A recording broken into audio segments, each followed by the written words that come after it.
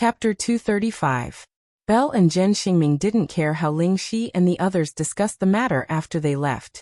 They finally relaxed after the tension had passed, and their playboy demeanor quickly returned.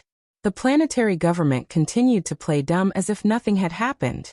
In reality, they did want to selectively lose their memories. After all, they couldn't afford to offend either Wing or the princes of the two royal families, so they might as well forget about them. Though Wei had already ordered her people to repair the damaged parts of the bar, Belle and Zhen Xingming were the ones who paid for it, so the two princes didn't mind the small amount of money. Will you join AF1, Silin? Belle and Zhen Xingming looked at Silin. They were very curious about this. Silin shook his head. I don't know. Let's see how it goes. There were too many variables at the moment, and he wasn't familiar with this place yet. Genya's incident also puzzled him. It wasn't hard to bring Genya back to the Zhen family, but what did Genya mean when he said that he could only go home when his ring reacts? If you can make it through, you will definitely learn a lot of things after joining AF1. You should know that AF1's teachers are all famous people of the Empire. Other than the people from the RES, there are also famous generals of the Empire, some retired generals and old politicians. Zhen Xingming really hoped that Silin could join AF1. Belle and Zhen Xingming felt awkward every time they talked about AF1, but they had always admired them from the bottom of their hearts. There were very few royals who could join AF1, and those who did were all the focus of the royal family's training. They were people who had been carefully taken care of by generations of the royal family. Even the two sons of the current king couldn't compare to their influence in the royal family. Unfortunately, Belle and Zhen Xingming didn't have the talent or the ability to endure the hardship. If Silin went to AF1, he could brag a little. I have a good friend in AF1 too. Belle didn't say anything. He had a feeling that Silin would either be lured into joining the army, or someone else would take advantage of the situation and steal him away. If I go in now, the people of my age should be much younger than me, right? After all, as you said, the people there are all geniuses, Silin said. Zhen Xingming waved a hand and explained. That's not necessarily the case. The age range inside AF1 is too broad, and that place doesn't care about age at all. It doesn't even care about race. Didn't you see how cocky that black leopard was? Moreover, if you were to enter, you might not necessarily start from the very beginning. AF1 didn't have a fixed grade level. They would arrange the curriculum based on the admission test. Most of the time, the attached school doesn't look like a school, but more like a base to cultivate special talents. In that case, Silin did have some sectors. If he could go there and learn new knowledge, he would definitely benefit greatly. Silin thinks for a moment, then asked, What's up with the wings you mentioned before? Belle and Zhen Xingming explained Wing's situation to Silin in detail, so that Silin would pay more attention to anyone who saw Wing in the future. Belle and Zhen Xingming's fathers weren't afraid of Wing, but they were. It couldn't be helped. They had done too many shameful things, so they couldn't help but feel guilty whenever they saw them. The reason Wing was founded was because of the extravagance of the nobles. Wing was the eyes and ears of the Mist Bodhisattva Emperor. When Wing was around, the nobles were a lot more restrained. It was to supervise the nobles. Therefore, even though the nobles had special privileges, they couldn't go too far. It would be terrible if they were caught. All right, let's change the topic. My stomach hurts when I talk about this, Belle said while shaking off the cold air around him. All right, I do have something to tell you. Big bro bought a new car. Zhen Xingming looked spirited as he slapped the table and boasted. That's Whirlwind's new tripod super flying car series. There are only 5 of them out now, and this Prince's Ride is one of them. Whirlwind was a famous brand among flying cars. It was one of the most unique super flying car manufacturers in the Empire. It was famous for its low-key luxury and belonged to the Sizer family. It was one of the top families among the tripod flying cars, and many of its models could be transformed, restrained and flashy. It was loved by the nobles, and was the dream of the flying car race. Belle said sourly while listening to Zhen Xingming's drawn-out boasting. What's the point of just talking? Bring it out and let us see what Whirlwind's latest super flying car model looks like. Belle could have gotten his hands on one if he didn't want to experience life. The problem was that he had already missed the opportunity. Da Wei shot a sideways glance at the smug Zhen Xingming and shook her head. What a spendthrift. Sillin himself wanted to see what the legendary super flying car looked like. However, a strange expression appeared on Sillin and Belle's faces when they saw the car that made Zhen Xingming's tail stick up in the air. It was because it was one of the models that Fleeka and the others had been researching. Belle's sour mood immediately brightened up. His grin was so wide that it almost reached his ears. What was I thinking? I didn't know it was something we could play with. It was Belle's turn to be smug this time. You're just jealous. Why the hell would you play with a new car? Zhen Xingming said with a "I knew you were lying" expression. TSK, why would I lie to you? Belle jumped into the car with practiced ease and fiddled with a series of settings on the control panel. The flying car changed its form according to the settings, and Belle explained to Zhen Xingming while driving. He was able to explain in detail many of the settings that Zhen Xingming didn't have time to figure out yet. Fuck, how did you know? Zhen Xingming grabbed Belle's neck and shook it hard.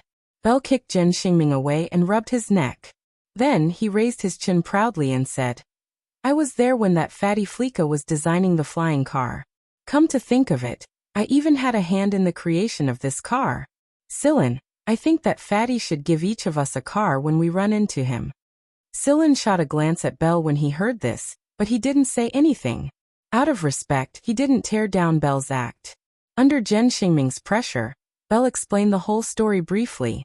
However, he made sure to beautify himself a little and reduce Sillin's presence by a lot. He had to prevent the Zhen family from poaching Sillin. Zhen Xingming rubbed his chin and looked at Sillin. When are you guys going back? I'll go with you and see where this car came from. Let's go tomorrow. Belle had no objections to Sillin's decision. He could do anything he wanted right now, but he didn't want to go back to school. Belle was even more reluctant to return to the imperial capital now that Zhen Xingming had joined them. The next day, the trio left Old Man Chang's planet on Belle's flying car. Sillin bought some things for Old Man Chang's triplets and a high-end electronic board and microcomputer for Chang Xiaowu. Zhen Xingming and Belle bought a lot of things as well when they saw Sillin, especially children's toys. It was easy to win people's hearts and make a good impression on them. Da Wei even gave Huimao a dozen or so bottles of alcohol and a huge bag of fish biscuits before they left. Huimao was so happy that he was in high spirits even when he returned to the planet. They took a spaceplane that was a little more inconspicuous. The main reason was that there was a warehouse on the spaceplane that made it convenient to store Zhen Xingming's flying car. Inside the shop, Old Man Chang was calculating the income from the parts he had sold over the past few days. This place was a lot more relaxed than the maintenance street outside the city. The living standards of the people in the city were higher, and the prices of the things sold were much higher as well. All in all, the family's living conditions were better, and they were a lot more relaxed. The knot in Old Man Chang's heart had been removed after Chang Xiaowu's illness was cured. The triplets were helping to repack the parts, but they would grab a handful of biscuits every once in a while. It looked like the three of them had grown a lot fatter. Just as Old Man Chang was calculating how much goods he should buy, a commotion suddenly broke out at the entrance. A flying car had stopped in front of the shop. Although the flying car didn't look flashy, it was actually very steady. It didn't stand out even among the other cars, and it gave off a very comfortable feeling. It wasn't eye-catching at all, but it was enough to catch the attention of anyone who saw it. What caused the commotion, however, was the brand at the front of the car. Old Man Chang had once dreamed of driving a car of this brand when he was younger. Who in their line of work wouldn't like a car of this brand? Whirlwind was a very high-end brand. Although this was the city, the center of the planet's wealth, it was extremely rare to see someone driving a Whirlwind. Old Man Chang had seen one once when he was younger, but that was all. He hadn't seen it again after that. He didn't expect to see one today. The car door opened and a person walked out. He looked quite young and handsome. Moreover, he walked straight into the shop. Unlike the arrogance of some aristocratic children, this person looked very easygoing, and the smile on his face was very friendly, giving people a good impression of him at first glance. However, from the way he dressed and behaved, Old Man Chang could tell that this person was definitely an upper-class gentleman. Old Man Chang was a little nervous. He didn't know how to react when encountering such a person. After all, The gap between the two of them was too big. If the other party was an arrogant and despotic rich kid, Old Man Chong would know how to treat him. However, it just so happened that the person in front of him was like this, which put Old Man Chong in a difficult position. This kind of person was born to be looked up to. Even though he appeared to be easygoing, Old Man Chong still felt nervous. At the end of the day, Old Man Chong felt inferior and embarrassed to face such a person. Although there was a service robot, Old Man Chong still went up to greet him personally. "Excuse me, what do you need?" Old Man Chong asked carefully. The person smiled warmly. "Don't be nervous. I'm just looking around." "It's because you're looking around that I'm nervous," Old Man Chong thought to himself. As if reading Old Man Chang's mind, the person didn't say anything and looked at the parts on display. "I can see that you're very familiar with the structure of a flying car," the person said. "These parts are all arranged according to a specific construction order." At the mention of these things, Old Man Chang's nervousness lessened a little. As the person asked some maintenance questions, Old Man Chang's nervousness also slowly eased, and he answered seriously. Old Man Chong felt that this kind of person was quite good. Even if he didn't buy the parts, he couldn't be annoyed. Fortunately, the person sat on the chair that the service robot had brought over, and chatted with Old Man Chong.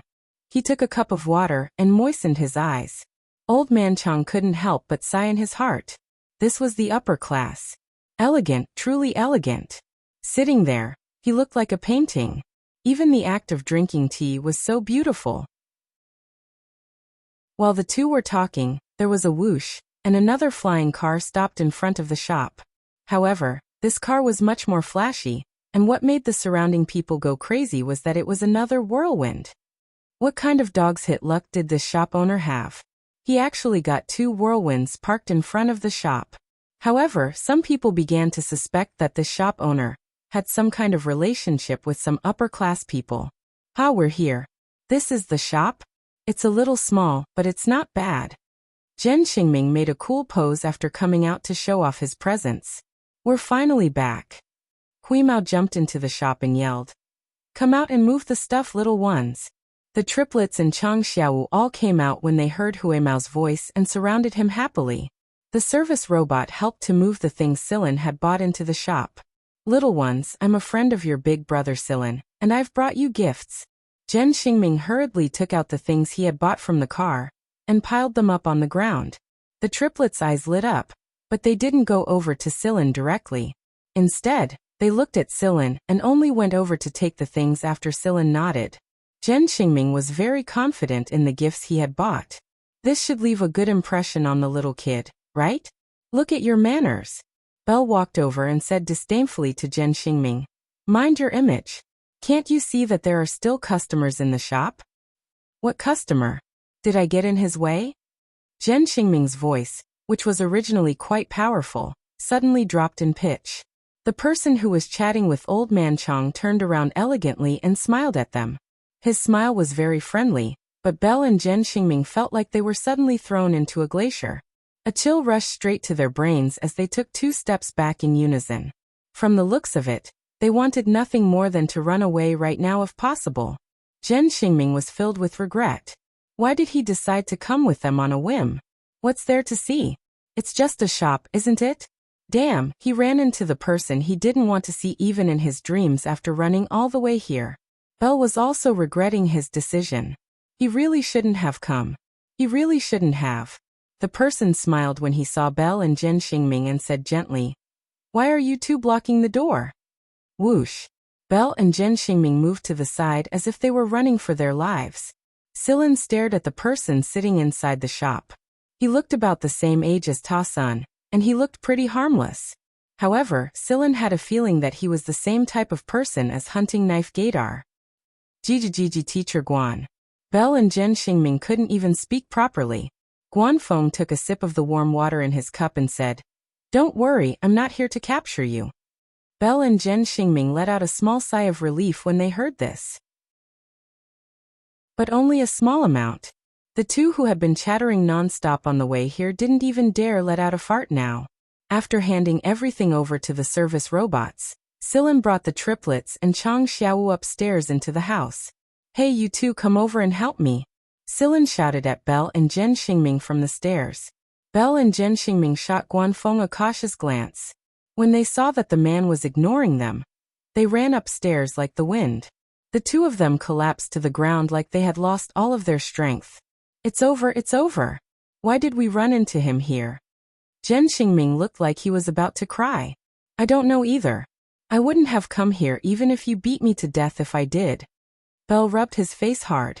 After asking Huimao to take the 4 kids to play with their new toys, Sillin brought over 2 cold drinks and passed them to the completely absent-minded duo. Drink this. It'll help you calm down. The duo accepted the cold drink and gulped it down in one go. When they were done, they let out a long sigh of relief. Suddenly, Zhen Xingming remembered something and asked, Sillin, did Guanfeng come looking for you? The more Zhen Xingming thought about it, the more likely it seemed.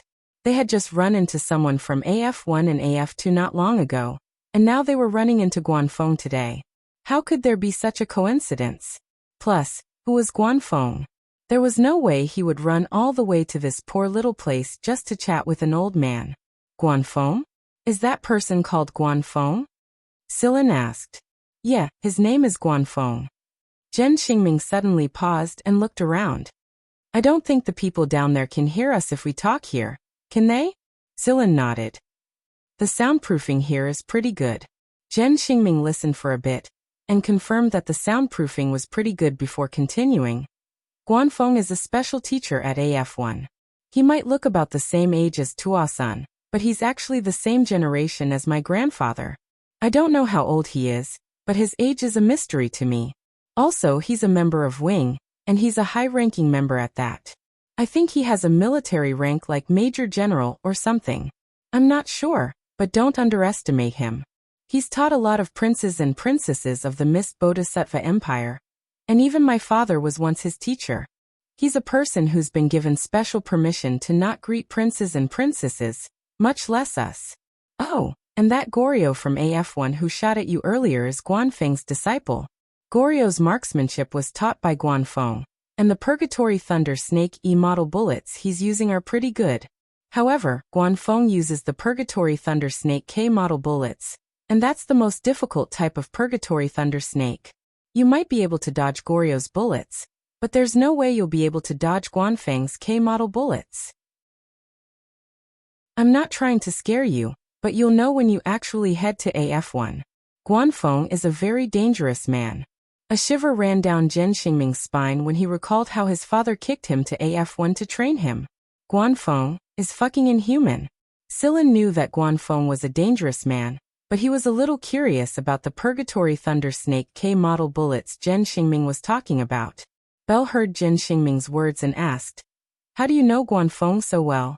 I only know a little bit about him myself. Zhen Xingming spread his hands.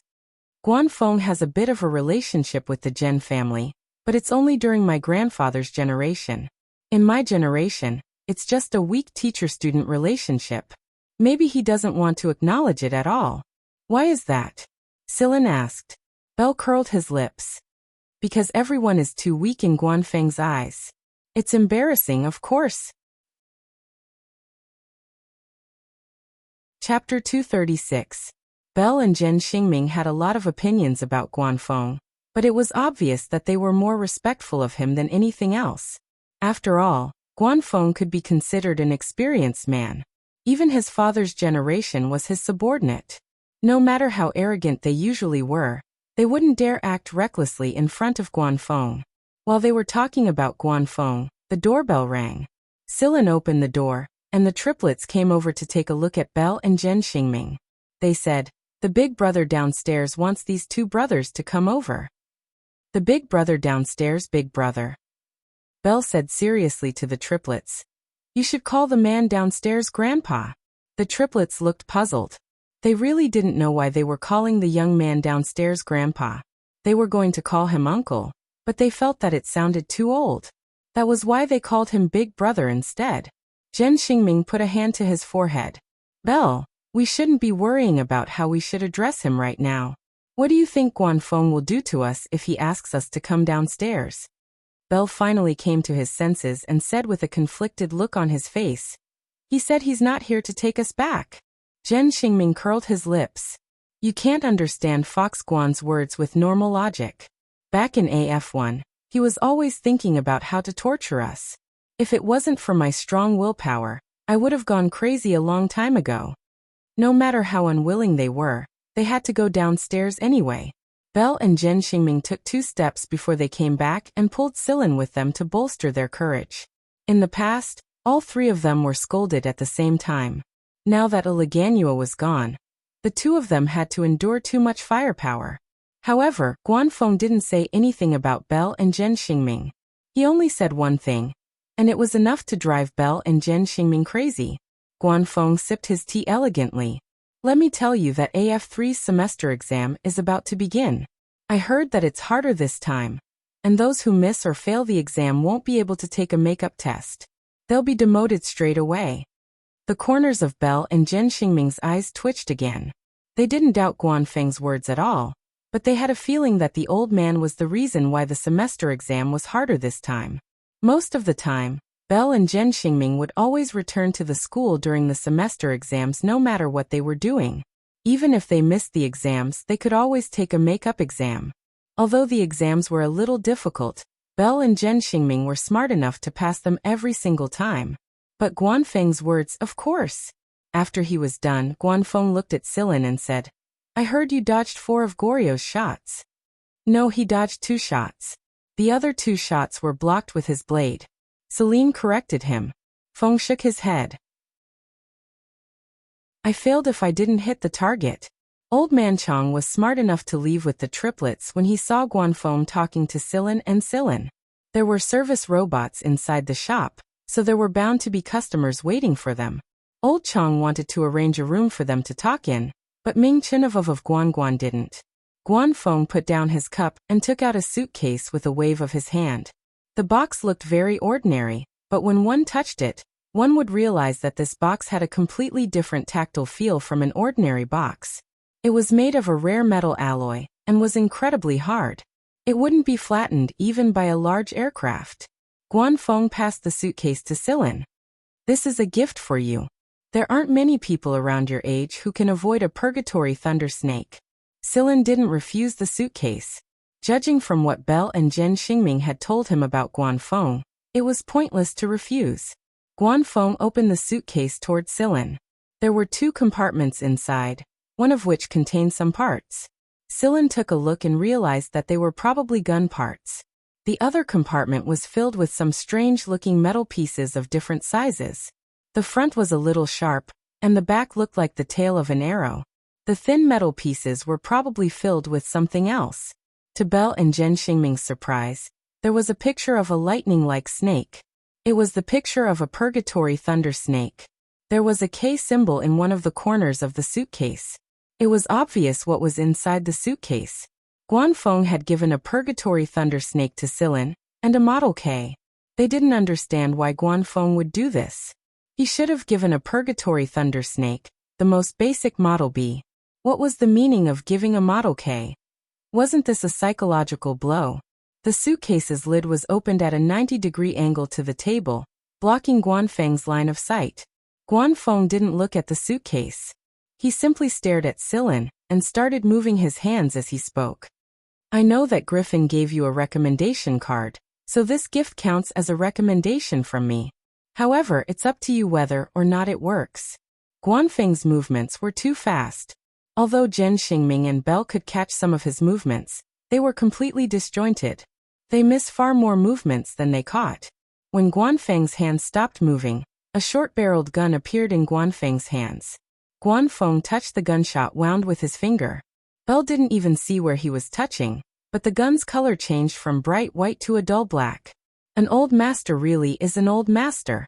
Sillin watched Guanfeng's movements with a calm expression on his face.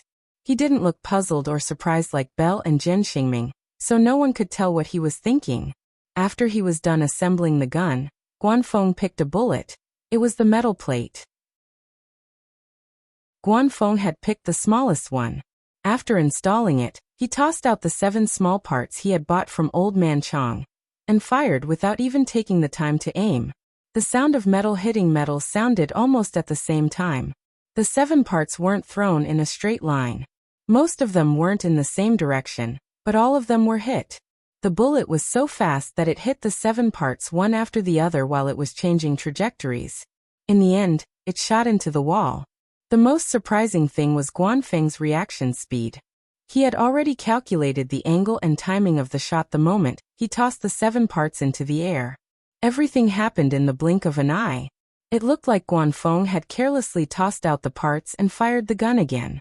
The result was 7 hits in one shot. Guanfeng's hand flashed after he fired the shot, and the gun fell to the ground again. Moreover, the parts landed exactly where they were before they were assembled. He picked up his cup and drank from it again. His expression was exactly the same as before. It was as if he hadn't shot the gun at all. Sillin had been silent throughout the entire process, and it was only when Guanfeng closed the box that he raised his hand and accepted it. After he was done drinking, Guanfeng put down his cup and walked toward Belle and Zhen Xingming. Belle and Zhen Xingming immediately snapped out of their daze and tensed up when they saw this. Guanfeng walked in front of Belle and Zhen Xingming and patted their shoulders. He said gently, "Prepare yourselves. I hope your exams go smoothly." Then, Guanfeng walked out of the shop with a bag of things he had just bought. He drove away. Belle and Zhen Xingming were drenched in cold sweat. Old Fox Guan did it on purpose. It was a threat, wasn't it? Wasn't it? He said he hoped their exams go smoothly? Bullshit. Maybe he's thinking about some crazy questions for the exams. Belle, what do we do? Zhen Xingming asked with a bitter expression. What else can we do? We need to go back and prepare ourselves. We need to see if we can find any hints. It'll be embarrassing if old Fox Guan stops us from coming here. Not only will we be laughed at, my father will probably suppress us violently for the next few years. Sillin listened to their conversation and asked curiously, "You guys can find hints about the exams too?"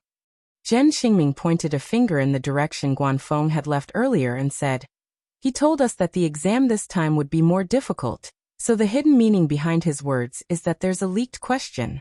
However, we'll have to find the leaked question and its hints on our own." So you're saying that the exams had already begun the moment he said those words? Belle nodded. That is correct. In fact, every year before the semester exams, everyone would spend their time and energy to search for hints about the exams, but the results were minimal. The 3 of us, the third one is a Leganuo, who I told you about before. The 3 of us would work together to search for hints before the exams so that we would have a higher chance of passing the exams. Zhen Xingming looked at Sillin sympathetically. If you go to AF1, the exams will be even more crazy. The hints will be given, but they're pretty hard to find. Sillin wasn't intimidated by this. In fact, he grew even more excited. This kind of exam was much more interesting than the one at 7 Lights. Many of the exams at 7 Lights were rigid, and the questions that could be used flexibly had a range of reference. Overall, they weren't difficult, and they were as simple as Sillin could be. It looks like AF1, AF2, and AF3's exam styles are different. After Guanfeng had left the parts market, he turned on a communicator installed on the car. His character is passable, and he's qualified to enter. Continue to investigate his background, it's fine. AF1 trains talents, identity is secondary. Guanfeng was holding a part he bought from Old Man Chang. It was a flying car part assembled from second-hand parts, and it was assembled by Sillin himself. The person on the other side of the communicator said something that made Guanfeng chuckle a couple of times. You know me best. I just want to use Sillin to provoke those kids. Belle and Zhen Xingming couldn't eat or sleep in peace because of Guanfeng's intimidation. So they left in a hurry the next day. They were still students after all, and they didn't have complete freedom. Old Man Chang didn't know who Belle, Zhen Xingming, and Guanfeng were. He had asked Sillin before, but Sillin had only told him that they were all upper-class people. Old Man Chang understood that the reason the trio had come here was because of Sillin. They were lucky enough to be able to bask in his glory. Not to mention that they would be able to see 2 whirlwinds in their lifetime. As for their identities, it wasn't necessarily a good thing to know too much about them, especially for a commoner like Old Man Chang. There were some things that Old Man Chang didn't ask about after the trio had left.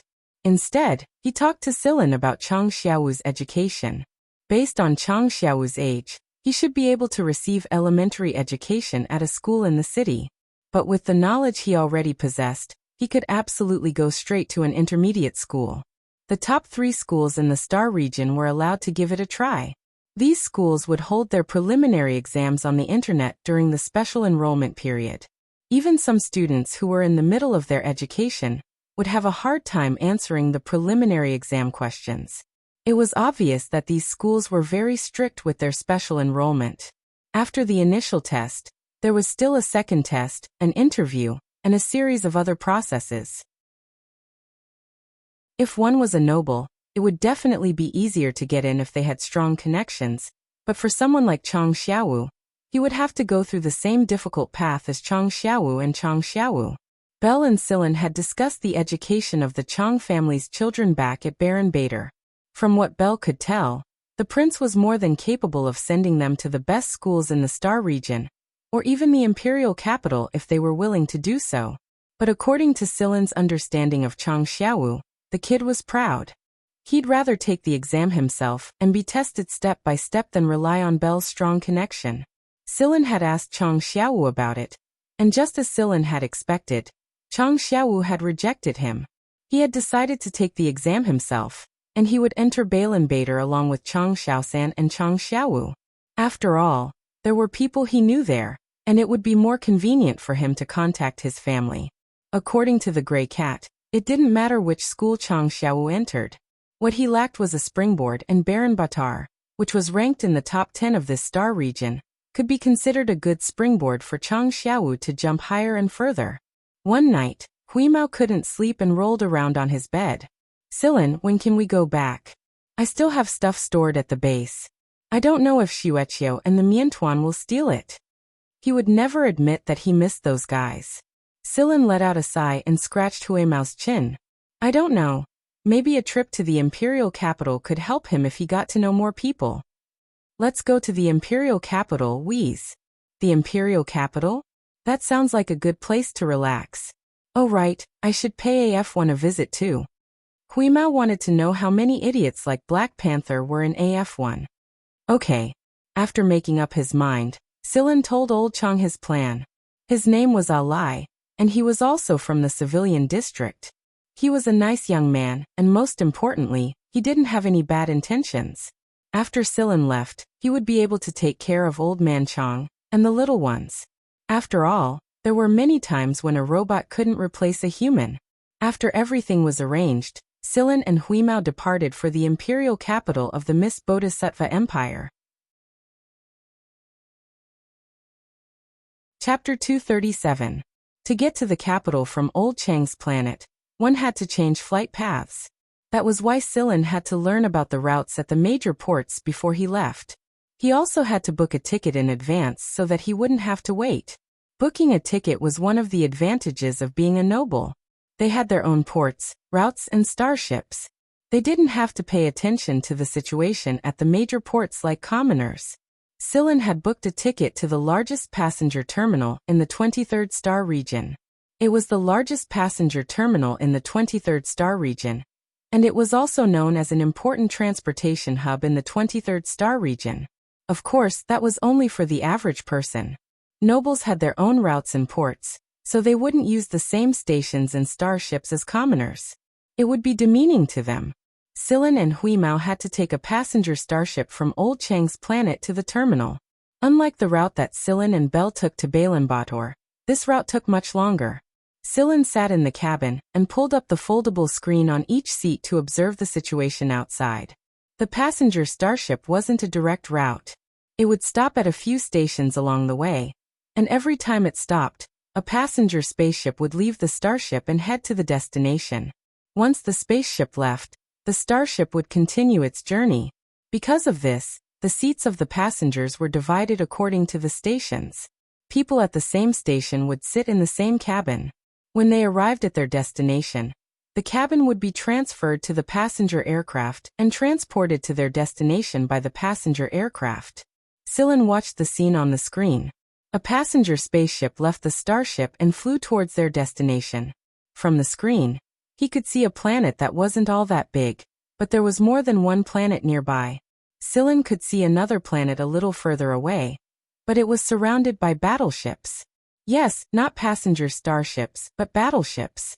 He made some visual adjustments and zoomed in on the screen. Perhaps it was a fixed setting, but he couldn't see the planet clearly. He could only see the general situation on the outside. Even so, the general situation was enough for him to guess many things. The planet was at war. The flickering light spots and the obvious black mushroom clouds that rose from time to time told the people who were watching the situation that there was an intense, large-scale war going on this planet. Since these weapons of mass destruction could be used without any scruples, and regardless of whether these weapons would leave a lasting impact, who was the target of the war? It didn't take long for Scylla to learn the truth from Huimao. A war among races. Huimao stayed in a place where people wouldn't pay attention, and wouldn't be noticed by the starship's defense system and detection system. He learned about what was happening on the planet through some connected networks. Scylla had a listening device in his ear, which was specially used to communicate with Huimao. It wouldn't be detected by the passenger starship's detection system. If Scylla wanted to say something to Huimao, he only needed to write it on the electronic board set up on his seat. Huimao could know what Scylla wrote on the electronic board through the starship's network. After reading it, he would hack it into the network and erase all traces, and it wouldn't be detected by the surveillance personnel on the starship. In fact, Huimao really wanted to communicate with Scylla through machine language, but Scylla only had a superficial understanding of machine language at the moment. Compared to human language, machine language was far more difficult to understand. Left with no choice, he could only communicate with human language.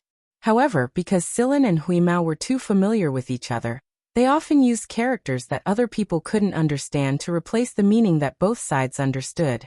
Therefore, even if they were seen by others, they might not be able to understand what they were saying. The listening device in his ear transmitted the information Huimao had collected. The military clashed with the locals. Oh, the locals look different from us. They're aliens. Wow, what a big bomb. The moment Huimao mentioned aliens, Scylla could roughly guess what was going on. Not long after he arrived at the Mist Bodhisattva Empire, Scylla had done some research on the situation there.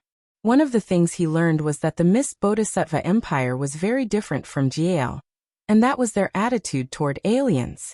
In the League of Stars, genetic rank was the most important thing, not race.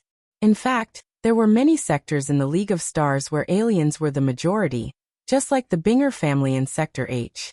Especially people like the Mermaid Princess Warsaw. There were also Badao and Chifeng. They were all aliens, but as long as they had the ability, they too could live a good life in the League of Stars. Needless to say, the Binger family was a very influential force in Sector H. People like Badao and Chifeng could walk on the noisiest street of the most prosperous planet in the 10 free trade sectors, and no one would say anything about them. At most, some people would cast them a curious glance or two, but that was all. There was no obvious rejection. But it was different in the Mist Bodhisattva Empire. Race was a very distinct topic in the Mist Bodhisattva Empire. The ruler of the Mist Bodhisattva Empire, the three kings, the nobles and the other bloodlines were all biased towards the common human race. Even if there was a difference, it wouldn't be too big. For example, the aliens who looked obviously different from humans, and were more beast-like were the absolute targets of oppression.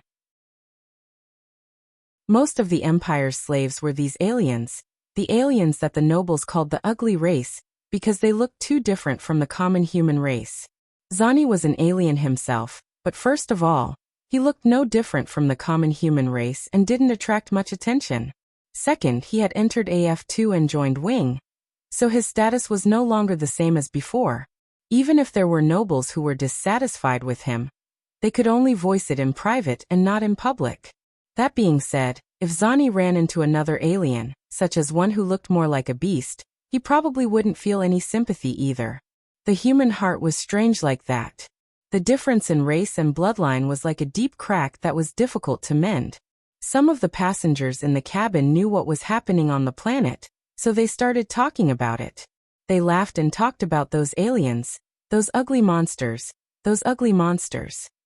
Scylla had always thought that the League of Stars was cruel enough, but after coming to the Mist Bodhisattva Empire, he realized that it was even worse. To the people of the Mist Bodhisattva Empire, an alien race couldn't even compare to a pure beast. After the war was over, even more aliens on the planet would become slaves and be sold to other people. Those who resisted would be killed, and only the obedient ones would be kept. But even then, they might not be able to live long. Through the image we transmitted to the electronic board, Sillin saw the aliens on the planet. They had brown skin, no hair, some hard protrusions on their heads, and a lot of hard folds on their skin that looked like tree bark. The soles of their feet were very long. In short, other than the fact that they all had a head, a pair of hands, a pair of feet, a pair of eyes, a nose, and a mouth, they didn't look much like a normal human. Even if they had their own civilization and their own language, there was nothing they could do about it. In the eyes of the Mist Bodhisattva Empire, aliens were disloyal. It would be fine if they obediently obeyed the Empire's orders, but if they tried anything funny, they would be suppressed with great force.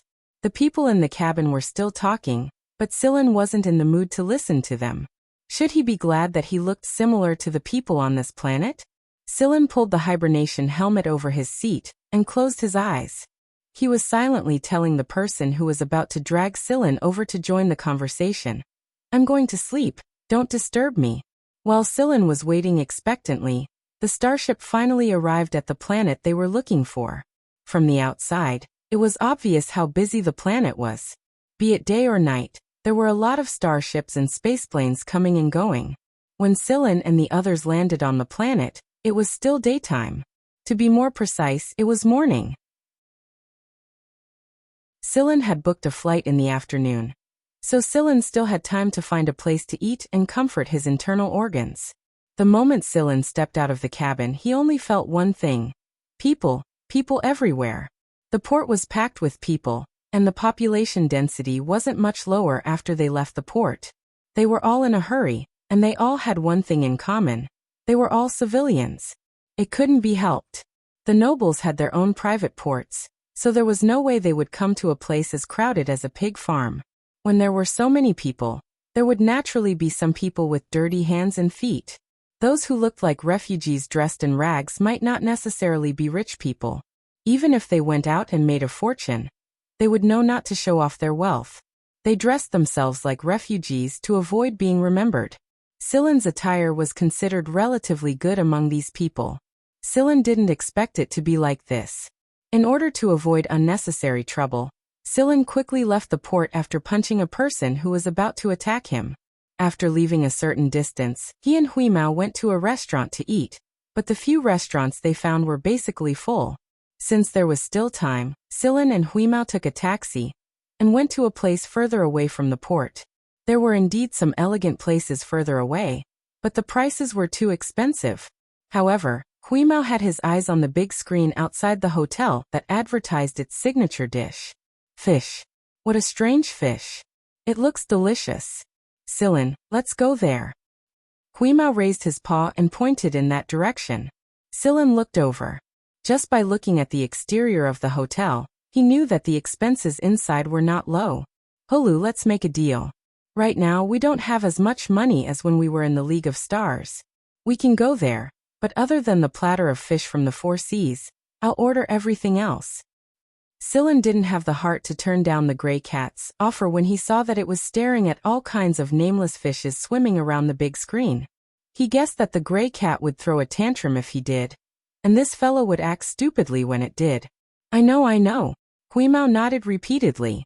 After getting Huimao's guarantee, Sillin walked into the hotel with it. The hotel's service was pretty good. There was even a special pet parlor, which was filled with people with pets. As soon as they entered, they saw a large mastiff. Perhaps because of the presence of this large mastiff, the pets in the pet parlor were quite obedient. They didn't dare to make a sound, curling up in the arms of their owners and eating the food that their owners fed them. But Huimao was an exception. Huimao walked in front, walking around the parlor with his tail raised. He found a place that he was satisfied with and jumped onto the table. He clapped and scratched, indicating that Sillin should sit there. Seeing that Huimao was ignoring him, the large mastiff announced its dominance and let out a low growl. Huimao was probably in a good mood today. After hearing the large mastiff's warning, He was still in the mood to stick out his tongue at the large mastiff. The large mastiff was also intelligent. Previously, it was the boss here, and all the pets that came in obediently chose to obey it. However, this cat dared to be presumptuous in public. The cat could tolerate it, but the dog couldn't. After a while, Sillin brought Huimao to a small cubicle. A cubicle that only Sillin and Huimao used. This was arranged by the hotel staff, and they didn't pay extra money. After all, if Sillin and Huimao stayed in the pet parlor, the hotel's loss would be much greater. And the large mastiff that was still in the pet parlor had a few obvious claw marks on its nose. Huimao didn't care about the guys that it classified as idiots outside. It buried its head in eating its 4C's fish platter. But its ears that moved twice like a radar from time to time told Sillin that this guy was paying attention to the situation around the hotel. Suddenly, Huimao paused, raised its head, licked its lips and said to Sillin, "There's a situation in one of the rooms." The image projected from Huimao's eyes converged on the soup on Sillin's plate. The image was of a luxurious suite on the top floor of the hotel. There were a few people outside the suite, and there were also people inside. In the suite sat a young master. There was only a 13 or 14-year-old boy sitting at such a large table, enjoying the table full of dishes. The guards that guarded this young master were all wearing uniform clothes. The clothes were made of very good material, which ordinary families couldn't afford. Logically speaking, they should be a noble, but strangely, these people didn't have any representative symbols on their clothes, so it was impossible to tell which noble they were. Suddenly sensing a small commotion outside the door, the young man asked his men to bring in the people outside. 2 people were sent into the suite, a middle-aged man and a beautiful young girl. The middle-aged man was one of the hotel's management staff, and the young girl was a waitress. Looking at the young girl's torn collar and the slap mark on her tear-stained face, Sillin could roughly guess what had happened. Although the young man was young, he was clearly able to see things clearly. When the young girl saw the young man, it was as if she had seen her savior. She told him everything that the middle-aged man had forced her to do. The young man smiled and comforted the young girl, then ordered his men to send the young girl out, and picked up the spoon to eat the porridge in front of him again. The young girl was very grateful. She took 2 steps forward and stopped before the bodyguard stopped her. She bowed to the young man, wiped her tears, and was about to turn and leave. But the moment she turned, the young girl and the middle-aged man who was kicked and suddenly pulled out a gun and shot at the young man. But not far from the young man, other than a slight electric fluctuation, the young man was still fine. Transparent energy shield. Almost at the same time the young girl and the middle-aged man fired. Their necks twisted irregularly with a crack, and then fell limply, their eyes no longer bright. Strangely, none of the bodyguards standing around the young man made a move, and the 2 people's necks were broken just like that. The young man drank a spoonful of porridge, and his expression did not change. He gently waved his hand, and the 2 people lying on the ground were silently dragged into a room on the side. Still, it was not the bodyguards who did it. From the video, the 2 dead people seemed to have automatically floated into the room. Sillin knew that someone was invisible beside the young man, and the 2 assassins did not notice at all. But just from the way the 2 people's necks were twisted, the invisible person acted very quickly, killed them in one blow, and was very skilled. One look and you could tell that he was a veteran. The young man put down his spoon, frowned, and looked around. One of the people standing behind him asked, "Young master, what's wrong?" "I have a feeling that I'm being watched." The bodyguards looked at each other, all very puzzled. They had already confirmed that there were no surveillance cameras in this room, including the entire hotel's surveillance system. Even if there were surveillance cameras, no one would be able to see them. The young man stood up and walked around, passing by every bodyguard. After he finished walking, he suddenly said, "Take out all your communication devices." After the young man said this, Huimao cut off the video. "Wow, who is that little guy? Isn't he too sensitive?" Huimao cried. "That's called sensitive. Same meaning." Huimao flicked his ear. "I felt something was wrong there before. So there's an invisible person hiding there. Alright, hurry up and eat. We'll leave after eating, so that we don't get into trouble." Sillin patted Huimao's head. "Have you erased the traces?" "Nonsense, of course. Let that kid worry about it. After that, Huimao stopped talking about the young man and hurried to finish his fish. Meanwhile, inside the hotel suite, the young man stared at the pile of communication devices in front of him with a frown. After a while he said, "Send these back and have the technical department check them again. Check this hotel thoroughly." "Yes, young master." When they were finally done eating, Silin and Huimao rested for a while before heading to the airport to board the plane. Huimao was so familiar with the young man that he disappeared in a flash. Silin wasn't worried that the young man would be discovered, so he boarded the aircraft and found his seat. He boarded the aircraft an hour early, and Silin closed his eyes to rest after he sat down. Although his eyes were closed, his mind was still thinking about what he had seen in the hotel today. Who was that young man? Silin was convinced that the young man was a noble, and a high-ranking one at that. How could a 13 or 14-year-old react so calmly to an assassination attempt? Compared to Belle and Zhen Xingming whom Silin knew, the young man was far too calm. It was as if he was indifferent to death. People like him were either used to seeing life and death, or they were naturally cold and apathetic. Time passed quickly while Silin was lost in thought. 1 minute before the aircraft was scheduled to land, the person sitting next to Silin finally arrived. There were 2 seats on each side of the aircraft. Silin sat on the outside, and the young man sat on the inside. There were 2 seats on each side of the corridor. The young man sitting next to him looked like an optimistic young man. "Oh my, I finally made it. Phew." The young man let out a long sigh before sitting down. He looked at Silin and flashed him a friendly smile. "Have a good trip, brother." Have a good trip. One does not slap a smiling person. Since the other party was acting very friendly, Silin could not keep a straight face. Not long after he sat down, the aircraft finally took off after a series of inspections. It flew into a starship at the spaceport, and just like the previous flight, the passenger cabin was transferred to the passenger starship's main cabin. However, not long after the passenger starship left the planet, it suddenly came to a stop before it could enter warp speed. This was because there was a noble's carrier in front of it. It was common knowledge that civilian starships had to make way for the noble's spaceships and starships. The ticket Silin bought was for a normal starship. Luxurious passenger starships were too expensive, and Silin didn't want to spend the money. Normal passenger starships were slower, and some ports and routes were not open to them. Therefore, it took longer than luxurious starships, and the cabin conditions were much worse. Therefore, it was unavoidable to fly and stop on a civilian starship. This was also why many people couldn't stand it and chose luxurious starships. Silin looked to the side. The young man sitting next to him was already drooling in sleep. Even the loud discussions around him didn't disturb him. Finally, they could continue flying. A voice came from the cabin, reminding the passengers to wear their hibernation helmets to avoid any discomfort, and what to do if they did. In fact, for people who felt uncomfortable flying on a starship, if the situation was serious, it could be life-threatening. Therefore, such reminders would usually be broadcasted before the flight. However, most passengers had to take the initiative. After all, the people here weren't nobles, so even if someone died, it wouldn't affect them too much.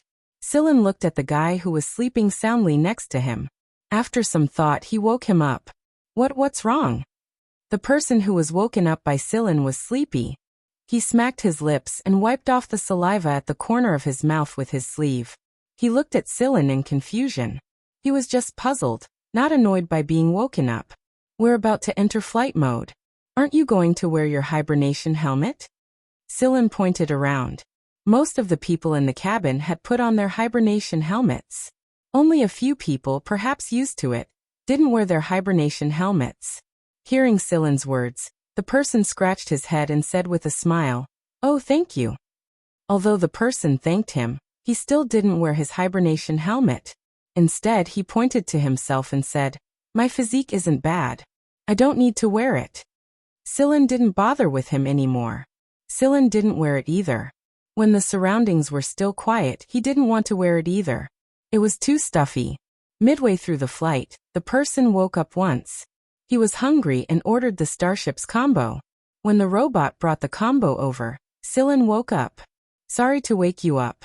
The person took the combo from the robot, feeling a little embarrassed. It's fine. Sillin also ordered a combo. I also want to replenish my energy. The person chuckled, opened the combo box and started eating. He seemed to be very hungry and ate in a sorry state. After eating, the person chatted with Sillin about the combo. Although he ate in a hurry, his evaluation of the combo was very powerful and pointed out the key points. As Sillin listened, he pointed at the corner of his mouth and said, "There is food residue." Oh. The person wiped it with his sleeves. Sillin pointed at his nose again. The person stuck out his tongue and licked it. Sillin. If he wasn't mistaken, this person's tongue was too long. After licking, the person realized what was going on and turned to look at Sillin. Seeing that Sillin didn't show any signs of discrimination, he licked it again. This time he licked it even further. It went past his eyes and almost reached his eyebrows. Sillin raised his eyebrows. Your tongue is quite long. The person's mouth gaped. Don't you find it strange? Strange. Don't you think that? The person opened his mouth again and pointed at his teeth. Sillin watched as the person's teeth moved. His teeth intersected and rubbed against each other, causing the food residue to come out from the gaps between his teeth. Sillin was silent for a moment. Quite unique.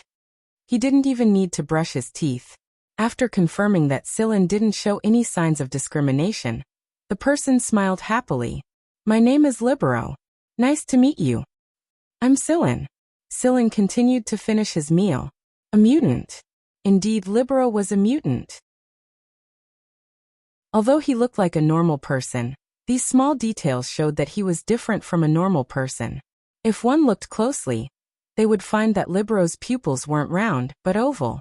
Libero's fingers could become very long or retract, just like a normal person. This was just what Libero showed. You don't discriminate against mutants? That's strange, Libero said. There's nothing to discriminate about. I'm not a noble. Libero shook his head. In the Empire, whether you're a noble or not, everyone discriminates against mutants. That is, unless you reach a level where no one dares to discriminate against you. As he said this, Libero's eyes lit up. Sillin nodded, but he didn't say anything. It wasn't easy to find someone who didn't discriminate against mutants. Libero was very happy, and he chatted with Sillin for the entire journey. However, it was mostly Libero talking. Sillin didn't say much. With people chatting, the journey became a lot faster. The final stop of this trip was the Imperial capital, but very few people actually arrived at the Imperial capital station. When they arrived at the Imperial capital star field, many people in the cabin began to change their clothes. They changed out of their ordinary clothes and put on expensive and bright clothes. It seemed that such luxurious clothes could increase their confidence a little. Sillin and Libero looked at these people. They hadn't expected this, and they hadn't prepared for it. The people in the same cabin were all going to the capital, but Libero and Sillin didn't explain in detail what they were going to do. Libero only said that he was here to study, and Sillin said that he was here to try his luck. Many people came to the capital to try their luck.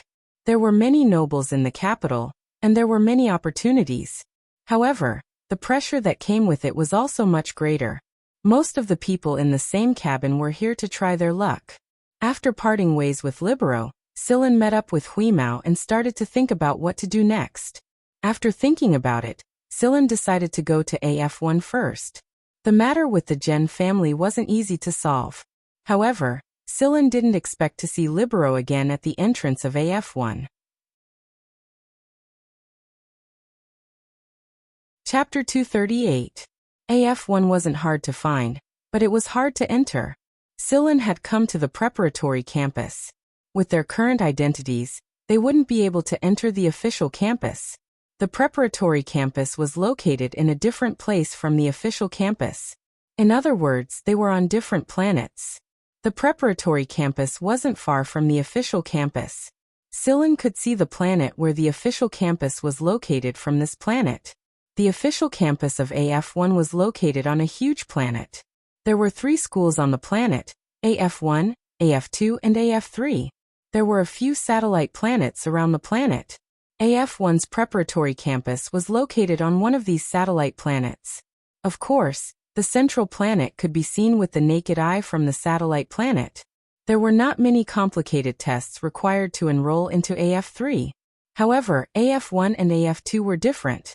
AF1 was usually the leader of AF1, and the tests would be held at the preparatory campus of AF1. The instructors from AF1 and AF2 would conduct a selection process together. After that, they would allocate the students based on the results of the selection process to determine who would be eliminated, who would be assigned to AF1, AF2, or AF3. The selection process for AF1's preparatory campus was carried out in stages. It was arranged according to the total number of recommendation cards sent out and the time. Sillin was in luck. The next stage of the selection process was not far away. There were specialized navigation robots in the capital, and all Sillin had to do was to find one at random.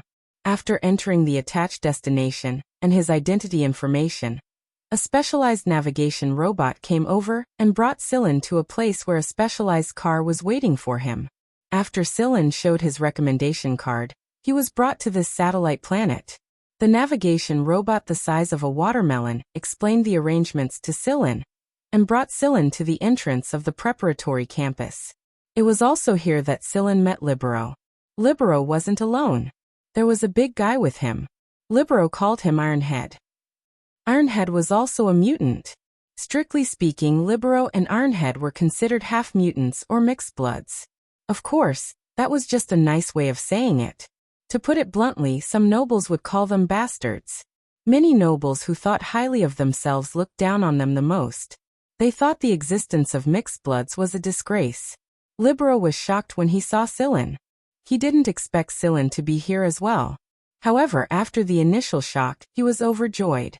Libero was very happy to meet someone who didn't discriminate against mixed bloods like him.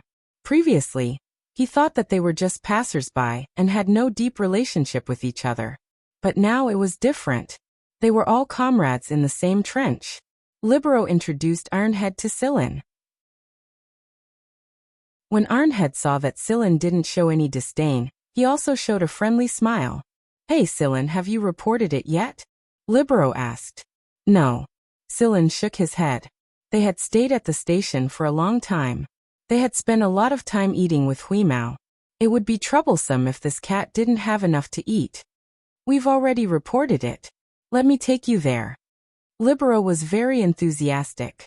They had just arrived, so they would be assigned temporary dormitories after reporting. If the three of them applied for a dormitory together, they would be put together. This was better than people they didn't know or people who discriminated against them. Reporting was very simple. They just needed to show their recommendation cards. Every recommendation card contained information about the person who recommended them. Sillin's carry card contained Griffin's information. Every tutor in AF1 and AF2 had to bear a certain amount of pressure when they gave out a recommendation card. This was because the recommended people might not necessarily be accepted. The final deduction ratio, which was the ratio of the number of recommendation cards given out to the number of people accepted, was closely related to the tutors.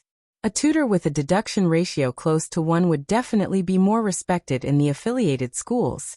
When Sillin handed the recommendation card to the person in charge, the person didn't pay much attention to it. After all, there were many tutors in the affiliated schools, and there would be many people who recommended them too. However, when the person in charge swiped the card and read the information, his attitude changed a little. He looked at Sillin curiously. He didn't expect Griffin to recommend someone who looked so ordinary. After getting the dormitory card, Sillin, Libero, and Ironhead went to the temporary dormitory area. Huimao came with them as a pet, and didn't participate in the beast test. This was because he didn't have a recommendation.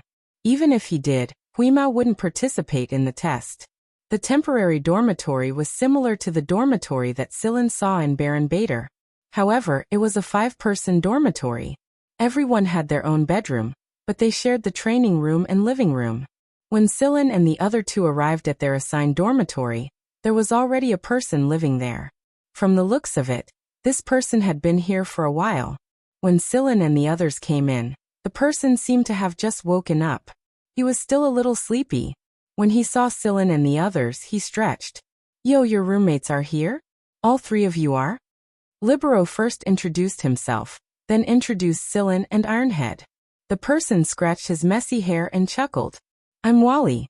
I come from a small corner of a planet in the 17th star sector. As he spoke, Wally sniffed. You guys bought breakfast? It's lunch now, right? Libero said helplessly. Wally rubbed his hands. Whatever. Can I join? Sure. We bought enough anyway.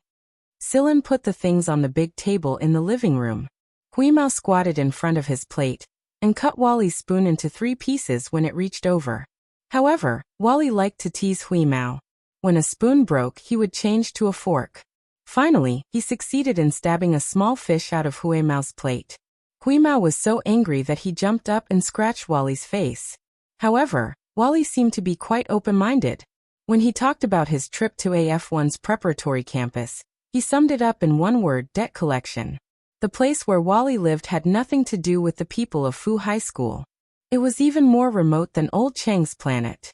However, one day, Wally ran into a person who had forcefully landed his spaceship near his house. He was in a good mood, so he gave the person a meal. Then the two of them got into a fight. Wally was beaten black and blue, and no one in the entire street could recognize him. Then the person kicked Wally twice, took all the food in his house and left.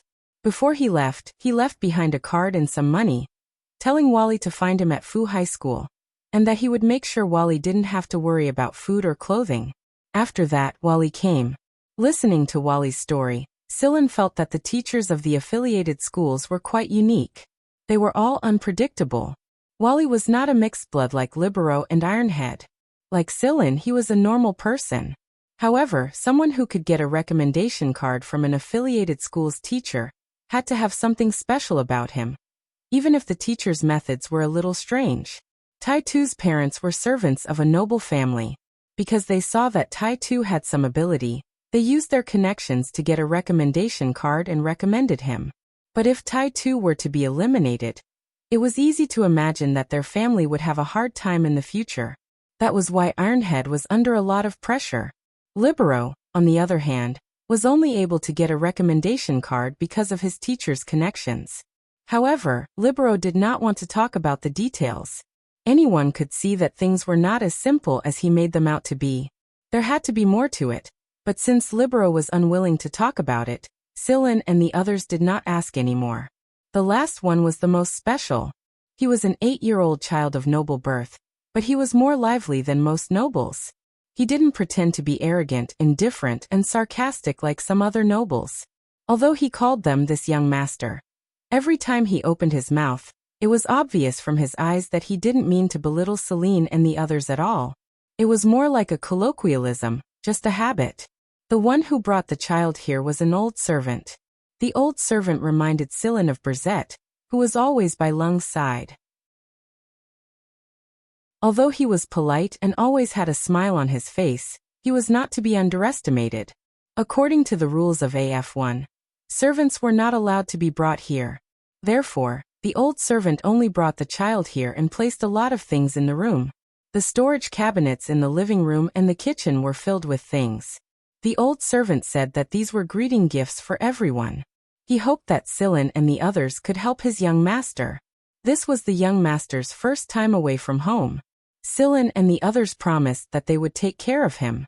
After all, they were all roommates in the same dorm. Sillin believed that the old servant must have investigated all 4 of them before coming here. Otherwise, he would not have brought the young master here so easily. The child's name was Taida, but his surname was not mentioned. The old servant finally left after the child impatiently called him back. After the old servant left, Taida jumped up and down in the bedroom that the old servant had tidied up and cheered loudly as if he had been liberated. Sillin and the others looked at each other. As expected, it was a child. Taida did not put on airs. Even though he spoke with the accent that nobles always had, his actions left people speechless. For example, Taida would say, "Hey, you guys, come over and talk to this young master." But in reality, Taida would run over to Sillin and the others and join in the conversation. Although he was young, he knew a lot. "Hey, young Master Taida, do you know how the selection test will be conducted this time?" Wally asked as he lay on a chair and cracked some nuts. Silin did not like nuts very much, but Huimao did. Therefore, while they were chatting, Silin would shell Huimao and give some to Taita. Taita ate the nuts that Silin had peeled as he stretched out his palm and spread his fingers. AF1's test has always had 5 rounds. It's called AF1's 5th test. AF1's 5th test? Is it difficult? Libero asked. Taita chewed on the nuts and frowned. I heard it's quite difficult. In the first round, you have to use a pen to write on paper. Right. You mean you have to use a pen to write word by word on that kind of paper? Ironhead was troubled. Even as a servant, he had never used paper to write. He had always used an electronic tablet. If he really used a pen to write, he probably would not be able to read what he wrote. Libero and Ironhead were in the same situation, but Silin and Wally were much calmer. They were more familiar with this kind of thing. Silin handed a peeled nut to the child. Continue. Taita took the nut and threw it into his mouth, crunching noises as he chewed on it. His teeth were quite good. Then he started counting with his fingers. After that, there's the stress test, the 3 tests, the cooperation test, and the final interview. But don't worry, there's no so-called passing standard for each round. I don't know what they're selecting based on. Some obviously did badly in the written test, but were accepted in the end. Some who did well were rejected in the end. Taita told them everything he knew, but the more Silin and the others learned, the more they felt that AF1's selection test was so different. Chapter 239. It was their first day here, and they hadn't calmed down yet, so they chatted a little late that night. In order to take care of Taita, the youngest of the hostel, Silin and the others helped him a lot. It was obvious at first glance that the child lived like a prince. Even when he was bathing, there was a robot to scrub his back, and the old servant had arranged everything for him. Silin and the others had seen Taita's room before. After the old servant had finished decorating the room, they had all taken a look. It was so complete that Taita didn't have to do many things himself. He only had to give orders to the housekeeping robots and the AI system. As soon as he saw the thick plush carpet in Taita's room, Huimao felt an itch on his back. He wanted to rub against it immediately. In fact, Huimao did that, but Silin twisted him back before he went to sleep. There are a few hidden surveillance cameras in this dorm. There are 3 in Taita's room, 1 in the kitchen, 1 in the bathroom, and 2 in the living room. Huimao sat unhappily next to Silin after he was twisted back into his room. The final conclusion was that other than Silin's and the other 3's rooms, the rest of the dorm was monitored. Looks like Taita has a pretty deep background. Silin scratched Huimao's chin. He thought about what Taita had said about the 5th exam in AF5, and closed his eyes to sleep. Before he could fall asleep, Silin was woken up by Huimao's slap. What? Silin didn't even open his eyes. That kid can't sleep. He's probably homesick because he's not used to it. Through the surveillance in Taita's room, Huimao knew what was going on in the room. Since we're here, we have to get through it. 10 minutes later, the cat's paw slapped Silin's back. What's wrong with you? Silin still didn't open his eyes. That kid looks like he's been wronged.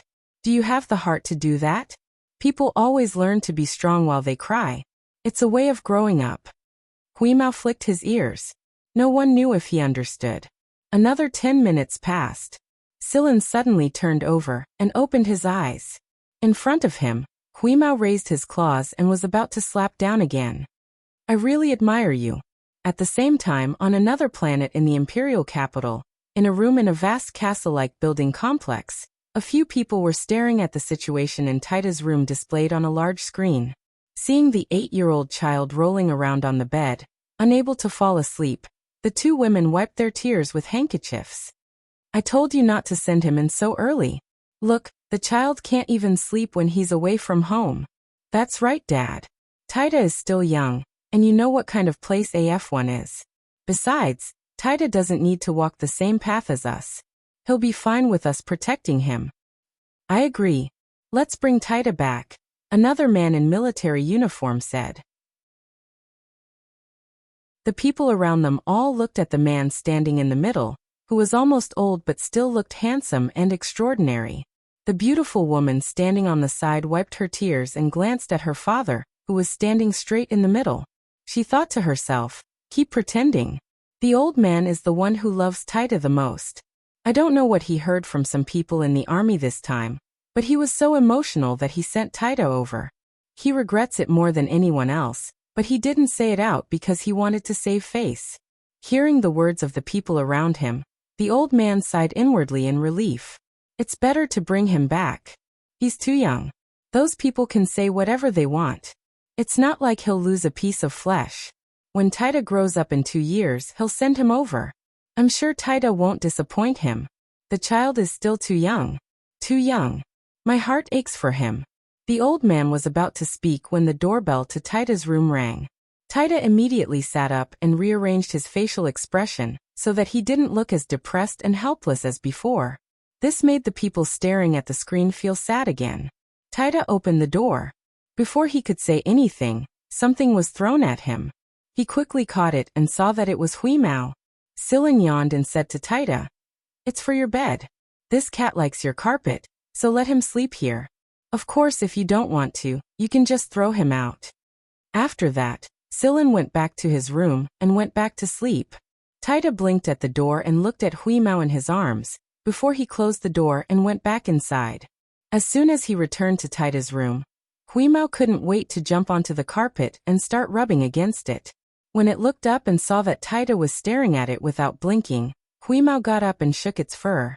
"Don't worry about me. Go to sleep. I'll guard the door for you." After that, Huimao went back to rubbing its fur on the carpet. After Huimao's antics, Taita was in a much better mood. After watching for a while, he picked up the soft cushion from the bed and sat down next to Huimao. The temperature in the bedroom was very suitable, and it was intelligently controlled, so there was no need to worry about catching a cold at all. Half an hour later, the man and the cat fell asleep on the carpet. The people in front of the big screen didn't say anything for a long time. In the end, the old man didn't take Taita back. He wanted to see Taita's test results first. The test of AF1 finally arrived under the anticipation of more than 1,000 people. All of them had recommendation cards, but they received them at different times. When the number of people reached the required number, AF1 would start the countdown for the test. The first of the 5 tests of AF1 was the written test that Taita had mentioned. In the previous stage, the written test only had 1 test paper, and the time limit was 3 hours. There weren't many questions, but they were very difficult. But this time was obviously different. The written test this time was 10 hours long. There were no breaks in the middle, and people had to bring their own food. So apart from going to the toilet, the rest of the time was spent in the examination room. None of the candidates knew where their seats would be. Everyone gathered in the venue and sat down casually. Then, a barrier rose around the chairs to cover everyone, and they were moved to the examination room. Inside the examination room, you could only see the white light barrier around you. You couldn't see what was on the other side of the barrier. However, people standing outside the examination room could see everything clearly. So don't try anything funny, or you'd end up in a very bad situation if you were caught. When everyone was moved to the examination room, they found that they were facing a thick book of test papers. That's right, it was a book. This included basic personal information as well as various aspects of the test and so on. Silin looked at it. The front was all basic information, including personal hobbies, what books you read, what information you read, what news you followed online, living habits, and so on. Many people tried to write positive things, but they didn't know that during the test, the tutors would arrange the test questions according to the information you wrote. If they found out that you lied, the tutors would make things very difficult for you. Silin didn't write too much. He only wrote down shooting and so on. After all, Guanfeng's gun was there, so it was only a matter of time before he wrote it down. These basic personal information also showed how much a person knew about themselves. It was also possible to tell whether a person was arrogant or had low self-esteem from the information they filled in. However, Silin didn't know what the written test standards were. Taita had said that some people were admitted even though they couldn't write. However, when Silin wrote the first word, Silin understood a little why there was a book of test papers. A person's handwriting would reflect some of that person's circumstances. A person's handwriting was like a person's. Their handwriting would become vigorous and steady as they grew older or more experienced. It was different at different times. If a person was in a good mood, their handwriting would be neat and tidy. If a person was in a bad mood, their handwriting would be crooked and crooked. The pressure of writing, the structure of the strokes, the size of the word, and even the level of the stroke could reflect a lot of things. For example, a person's habitual strength, self-awareness, the coordination between thinking and behavior, and so on.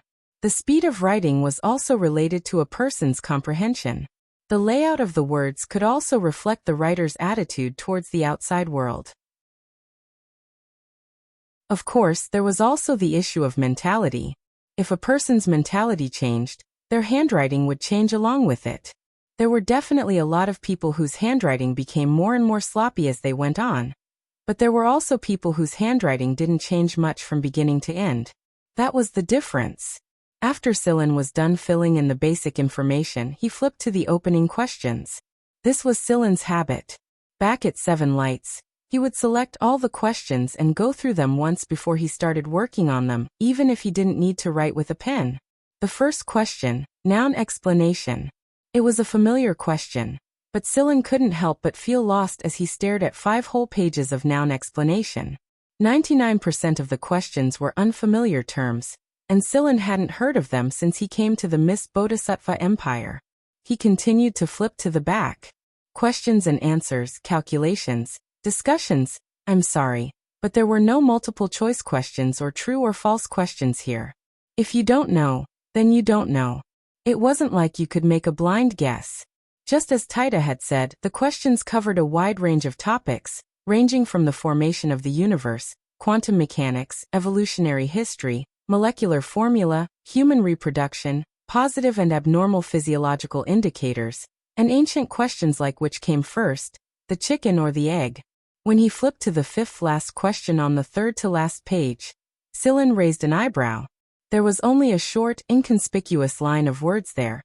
Choose 30 of the questions above. No bonus points for writing more than that. Most of the time, such words would appear at the beginning of a test paper or at the end of a test paper. But it was very novel, and it was the 5th last question on the 3rd to last page of this test paper. It wasn't easy to notice at all. There was no telling how many people would be shocked by this sentence in the end. Sillin shook his head and continued to look at the questions at the back. The questions at the back were pretty much the same, except for the last one. After confirming that there were no other hidden meanings, Sillin began to write. 2 hours later, Sillin finished the first 30 questions, and the questions at the back. All that was left was the last question. The last question's title was this. If you feel that the above questions aren't enough to showcase your characteristics or abilities, please feel free to answer them here. After thinking about it, Sillin drew a cat in the answer area of this question on a whim. It was a chubby cat with a fish biscuit in its mouth.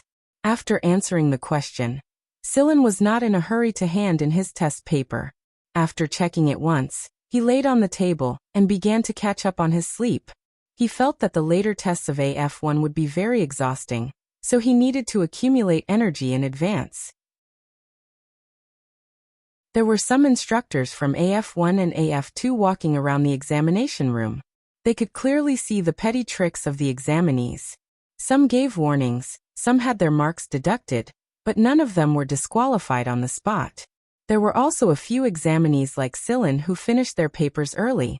They either handed in their papers early or slept on the table like Sillin, so Sillin did not stand out among them. However, the examinees who finished their questions within 3 hours were recorded by the chief examiner. Sillin was woken up by the bell that rang the end of the test. After leaving the examination room, he met up with Libero and the others at the agreed place. Judging from Libero and Arnhead's expressions, they probably did not see the sentence on the 3rd last page. Now the two of them were still depressed. Wally was still as carefree as ever. Although Taida did not see the sentence, he was in a good mood. If he passed the test, so be it. After all, he did not feel too much pressure. The examinees who finished the first round of the written test did not have much time to rest. The space plane sent them to another place for the next round of tests. The stress test was to check the examinees' physical reactions to stress, such as recovery ability, immune tolerance, and physiological reactions under conditions such as low oxygen and low pressure. The examinee's physical limits and physiological defects were also checked. The results of the test were divided into 5 grades from highest to lowest: S, A, B, C, and D. However, the examinees did not know the final results of the test. Under such stress, mutants would reveal another side of themselves, revealing the other half of their bloodline. However, this information was kept confidential. The examinees did not know about anyone other than the instructors in charge. Sillin underwent a basic drug allergy test, wound healing test, low oxygen and low pressure test, and a series of other tests. After Sillin left, the examiner wrote an S on Sillin's final grade. What happened next was just as Sillin had predicted. The examinees were not given much time to rest at all. After the second round of tests was over, the examinees were sent to another part of the planet for the third round of tests. This time, however, Sillin noticed that the number of examinees was a little less. Although it was not a lot, there were still more than 50 examinees missing. The third round of tests was also known as the 3 tests. The examinees would choose 3 of the tests they wanted to take. Sillin chose shooting, close combat, and assembly. The reason why he chose these 3 wasn't because Sillin was the most confident in them, but because everyone else knew about them. At the very least, Guanfeng definitely knew about them. Needless to say, the assembly was over very quickly.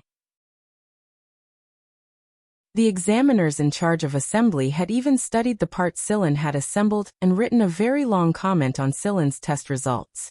As for what they wrote, Sillin did not know. In close combat, Sillin's opponent was a big blockhead who looked like an iron head. This person was an expert in strength, and he was able to punch a hole in the reinforced ground with a single punch. Not only that, he was completely fine as he continued his next punch. At first, Sillin chose to defend and not attack. It was only after he had a general understanding of the big guy's strength and allowed him to display enough of his abilities that he ended the battle in one blow. The last test was shooting. There were a lot of people who chose shooting, and Sillin had to line up to come here. Unlike the previous tests, shooting was half open to the public. The examinees who chose to shoot could see everyone else's performance in the shooting field. There were a lot of excellent shooters, and every examinee displayed their best skills. However, there was a phenomenon in the shooting field that the examinees cheered a lot, but the instructors in charge did not react much.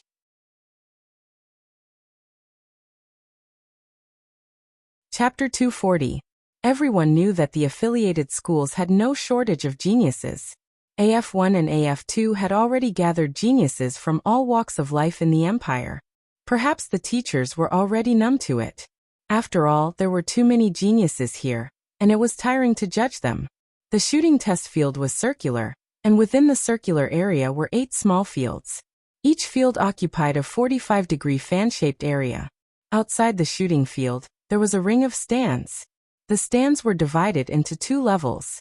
The upper level was where the teachers in charge of the test moved around, while the lower level was where the students who came to take the test could move around. Those who had already completed the test or were waiting to take the test could all watch the people who were taking the test in the shooting field below.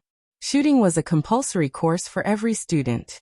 Even if you had never touched a gun before, you would still have to take shooting lessons after you were officially admitted. Therefore, shooting was considered a key course in the school, and many teachers liked to use it to test the students. Regardless of whether it was the course assessment or the selection test, shooting accounted for a higher percentage of the students. Because of this, a lot of people chose to shoot. Perhaps in the outside world, curve shooting would be an extremely difficult technique, but here, when geniuses collided with geniuses, it was no longer a problem. If you shot 100% of the time, the teachers might take a second look at you. Some of the previous batches of AF1 and AF2 students were also watching from the sidelines. From their expressions, Sillin could tell that not many of the people who came to take the exam were worthy of their attention. Of course, it was not that the people taking the test were too weak. If they had been admitted and trained by the affiliated schools, they would have shown even brighter. As the teachers watched indifferently, and as the students from previous batches chatted and laughed, the candidates entered and left one after another. Before coming here, they were full of ambition, but after experiencing it for themselves, They finally understood why AF1 and AF2 could become the top schools in the empire. Gold would always shine, but when there was a lot of gold together, your gold would not stand out. However, in Silen's opinion, the shooting test tested the shooting skills of the candidates, and the other was to observe the type of gun each candidate was used with. Yes, the guns used in the shooting test were chosen by the candidates themselves, and the settings allowed them to use their own guns. This was why guns were not prohibited when coming to AF1's preparatory campus. It also showed that the people of AF1 had the ability to control any possible situation. Silen looked up at the sky and watched the people shooting below. Libero and Ironhead did not choose to shoot, but Wally and Taita did. Wally was in front of Silen, and Taita was behind Silen. They were arranged according to the order of registration. Wally and Silen were assigned to the same sector. Wally's gun sense was very good, and when Silen watched Wally shoot, he thought of Tang Qiuqiu. This kind of gun sense was either innate, or it was the influence of his living environment. If it was the latter, then Wally lived in a messy place, but it wasn't easy to nurture a carefree person like Wally in such a messy place. Wally directly chose a gun from the gun rack in the shooting range. After looking at it, he fired one round before starting. Then he hit all the targets, and it was a series of shots. Standing here, Silen couldn't see Wally's eyes when he shot. He could only see his shooting technique and the result. Maybe some of the instructors could see it through the cameras inside the shooting range. Silen could not see the look in Wally's eyes when he was shooting. He could only see the shooting method and the result. Perhaps some of the teachers could see it through the cameras in the shooting field. Silen, it's almost your turn, right? Taita ran over. He had just gone to chat with a student from the previous batch. Taita did not feel any pressure when it came to designing the test. Yes, there are 2 more people. Celine pointed at the fan-shaped area in front of them and said. Taita waved his hand. Don't be nervous, calm down. This was what his father often told him. Silen smiled. I'm not nervous. As they spoke, Wally came back from his stroll. There's nothing much to see. It's rare for the people from the previous batches to be looking at the pretty girls. The girls are looking at the pretty boys, and the teachers are yawning. I don't know if they're trying to piss us off. Wally leaned on the fence like he had no bones. I'm so hungry. Do you guys have anything to eat? Silen tossed a hardtack, a bag of jerky, and a bottle of water to Wally. Conserve your energy. I think the next round will be quite tight. This test is so troublesome. Wally took the food and started to replenish his energy. Wally didn't have a subspace container, and those were luxuries for him. That was why he couldn't carry a lot of food like Silen and Taita, and he didn't want to eat nutrient pills either. They were fine for normal times, but they couldn't satisfy his energy requirements at all during a test like this.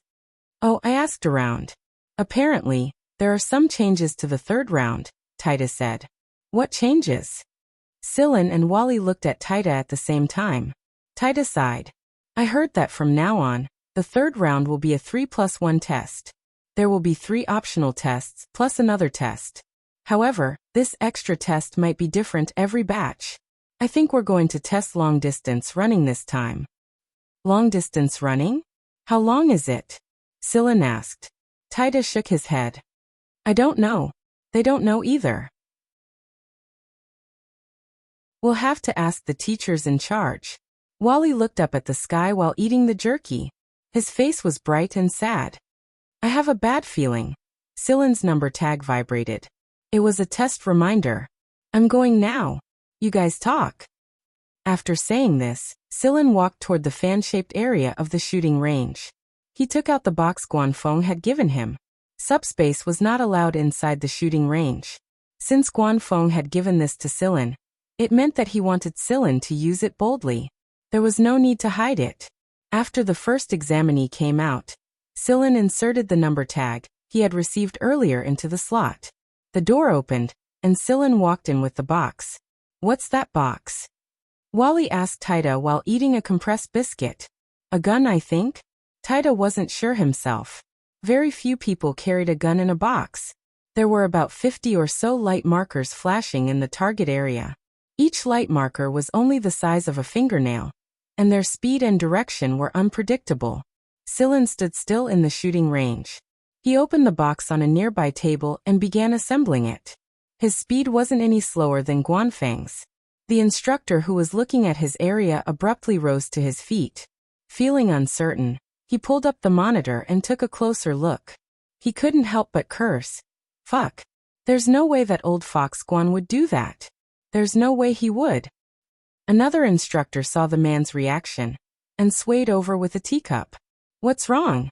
Is your sciatic nerve convulsing? Convulse my ass. I asked old Fox Guan for it so many times, but he wouldn't give it to me.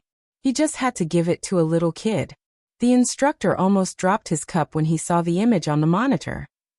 I can't believe he gave it away so quickly. The other instructors were curious about the duo's reaction as well. They all wore different expressions after learning the reason.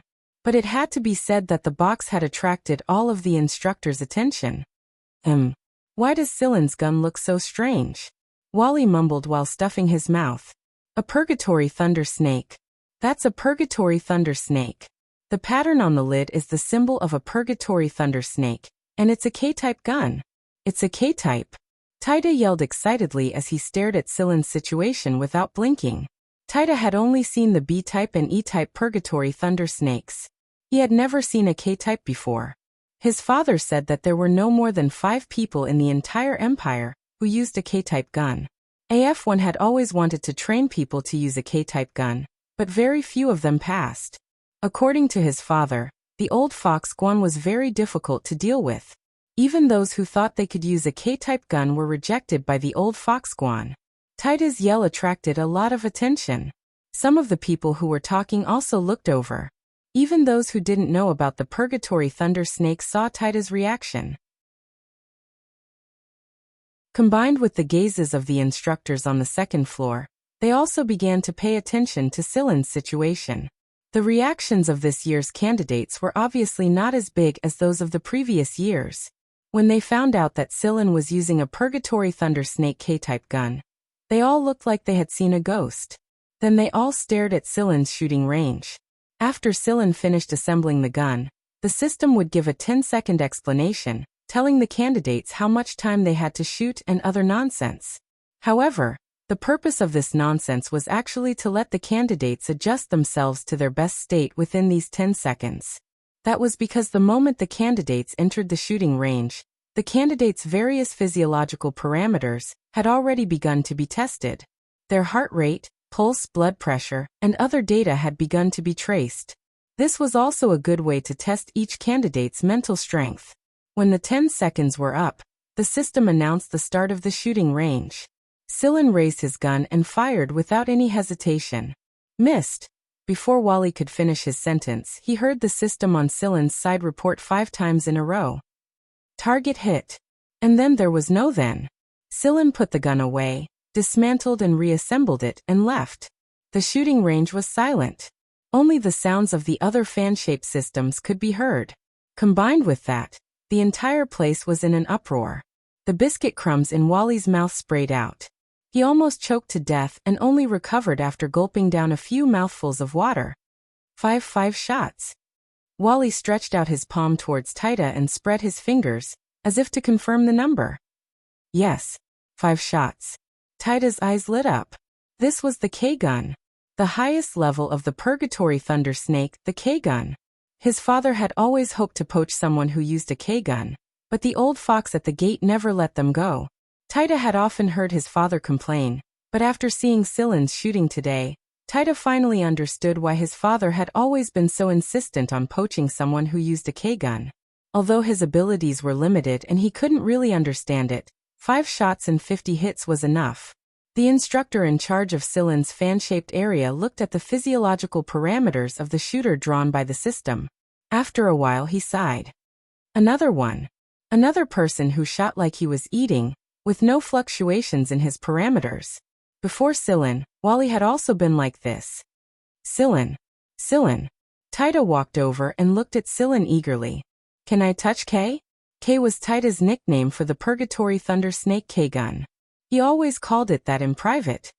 It depends on your performance. If you do well in the test later, I'll agree. It's a deal. Okay, just you wait. With that, Taita ran towards the shooting range. It was almost his turn, but he wasn't in the fan-shaped area. He was on the other side. Wally looked at Sillin with a strange expression. Hey, what snake is that? How did you shoot it? I want to see it too. I'll show you when we get back. Hee thanks. Wally chewed on his biscuit and continued watching the test, but his mind was already wandering. Taita wasn't old, but his marksmanship wasn't bad. He didn't have any fancy techniques, curve shots, or multiple shots, but every shot hit the center of the light, and he was very decisive. After the test, Taita ran back impatiently. How was it? Not bad, right? Not bad. I'll show you when we get back after the test. Now hurry up and rest. The shooting is almost over, and the additional test is about to be revealed, Sillin said. Just as Sillin said, after the shooting was over, the other tests were also over. The students were sent to a gathering point. At the gathering point, Sillin's group met up with Libero and Ironhead. Looking at their expressions, it was obvious that they'd done well. But while the 3 tests were not bad, the following additional test made everyone speechless. The additional test was a long-distance run. Many people had heard about this, but they only knew the specifics now. What was the specifics? Run around the ball. What did running around the ball mean?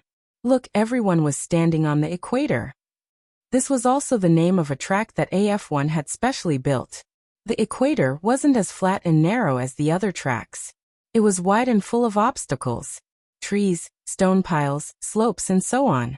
Even though planet Hiku wasn't big, running around the ball was enough for everyone.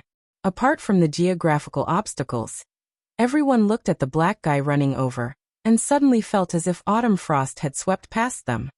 Is that a monkey? No, that's a chimpanzee, a giant chimpanzee. It's really huge. As the chimpanzee ran closer and closer, the tremors on the ground grew stronger. My stomach is starting to tremble, Wally said. That's a kidney you're touching. I'm shaking all over. No one taught me how to fight against this species in my entire life. Wally pointed at the big guy that was about 10 meters tall. There's more. Sillin pointed at some animals that were running over from the other side. In other words, not only did they have to run around the ball, but they also couldn't run slowly and defenselessly. There would be these big guys chasing after them. I hate 3+1. Wally looked up at the sky and sighed. Celine looked left and right, and suddenly realized that the cat had run off somewhere to contact its feelings.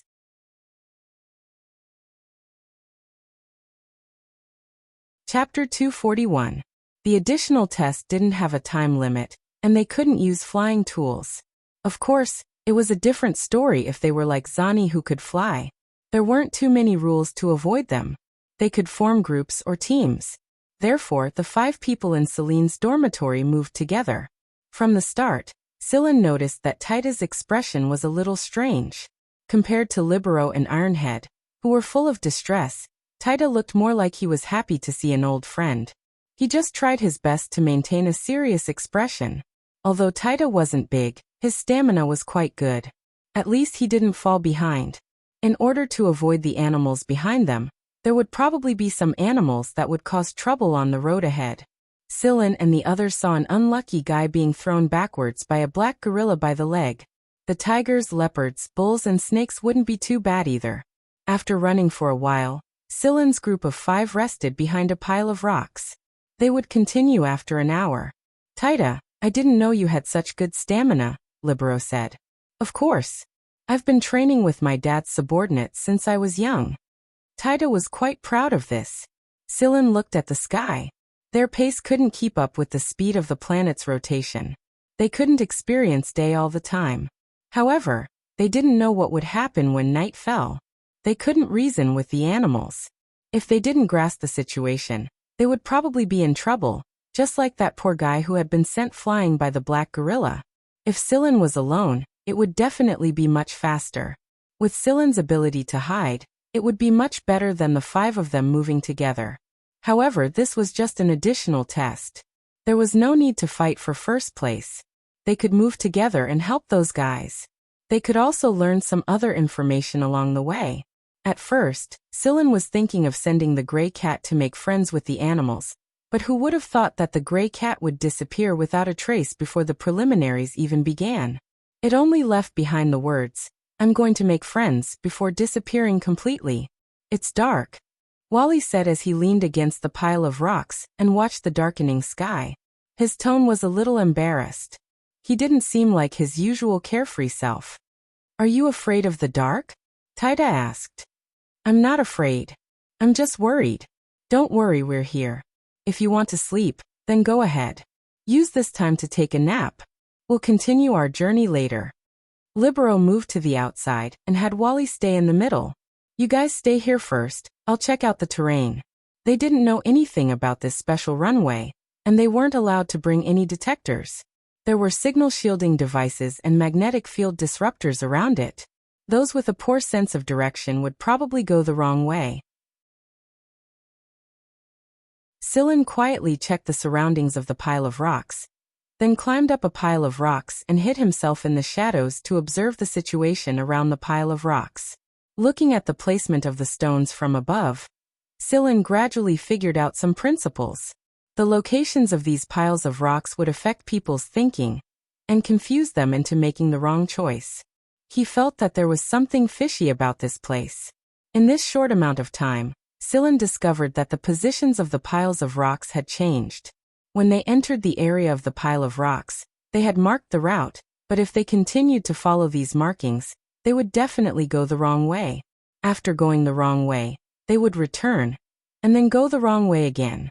In the end, they would be trapped here until dawn, but no one knew what would happen during the long night. It was better to leave this place early and find another resting spot. While Sillin was looking at the arrangement of the pile of rocks, a figure quietly snuck into the area of the pile of rocks. After a short pause, the figure floated over to Sillin and approached from behind Sillin. On the other side, Wally, who had been resting with his eyes closed, suddenly opened his eyes and looked in Sillin's direction. But before he could say anything, there was a thud, as if something heavy had fallen to the ground. Wally quickly got up and ran in that direction, with Libero and the other two following closely behind. But when the four of them arrived at the pile of rocks where Sillin was, they discovered that Sillin was standing on top of the pile of rocks, safe and sound, and there was a person lying on the ground that they did not recognize. This was definitely not a candidate who had participated in the test.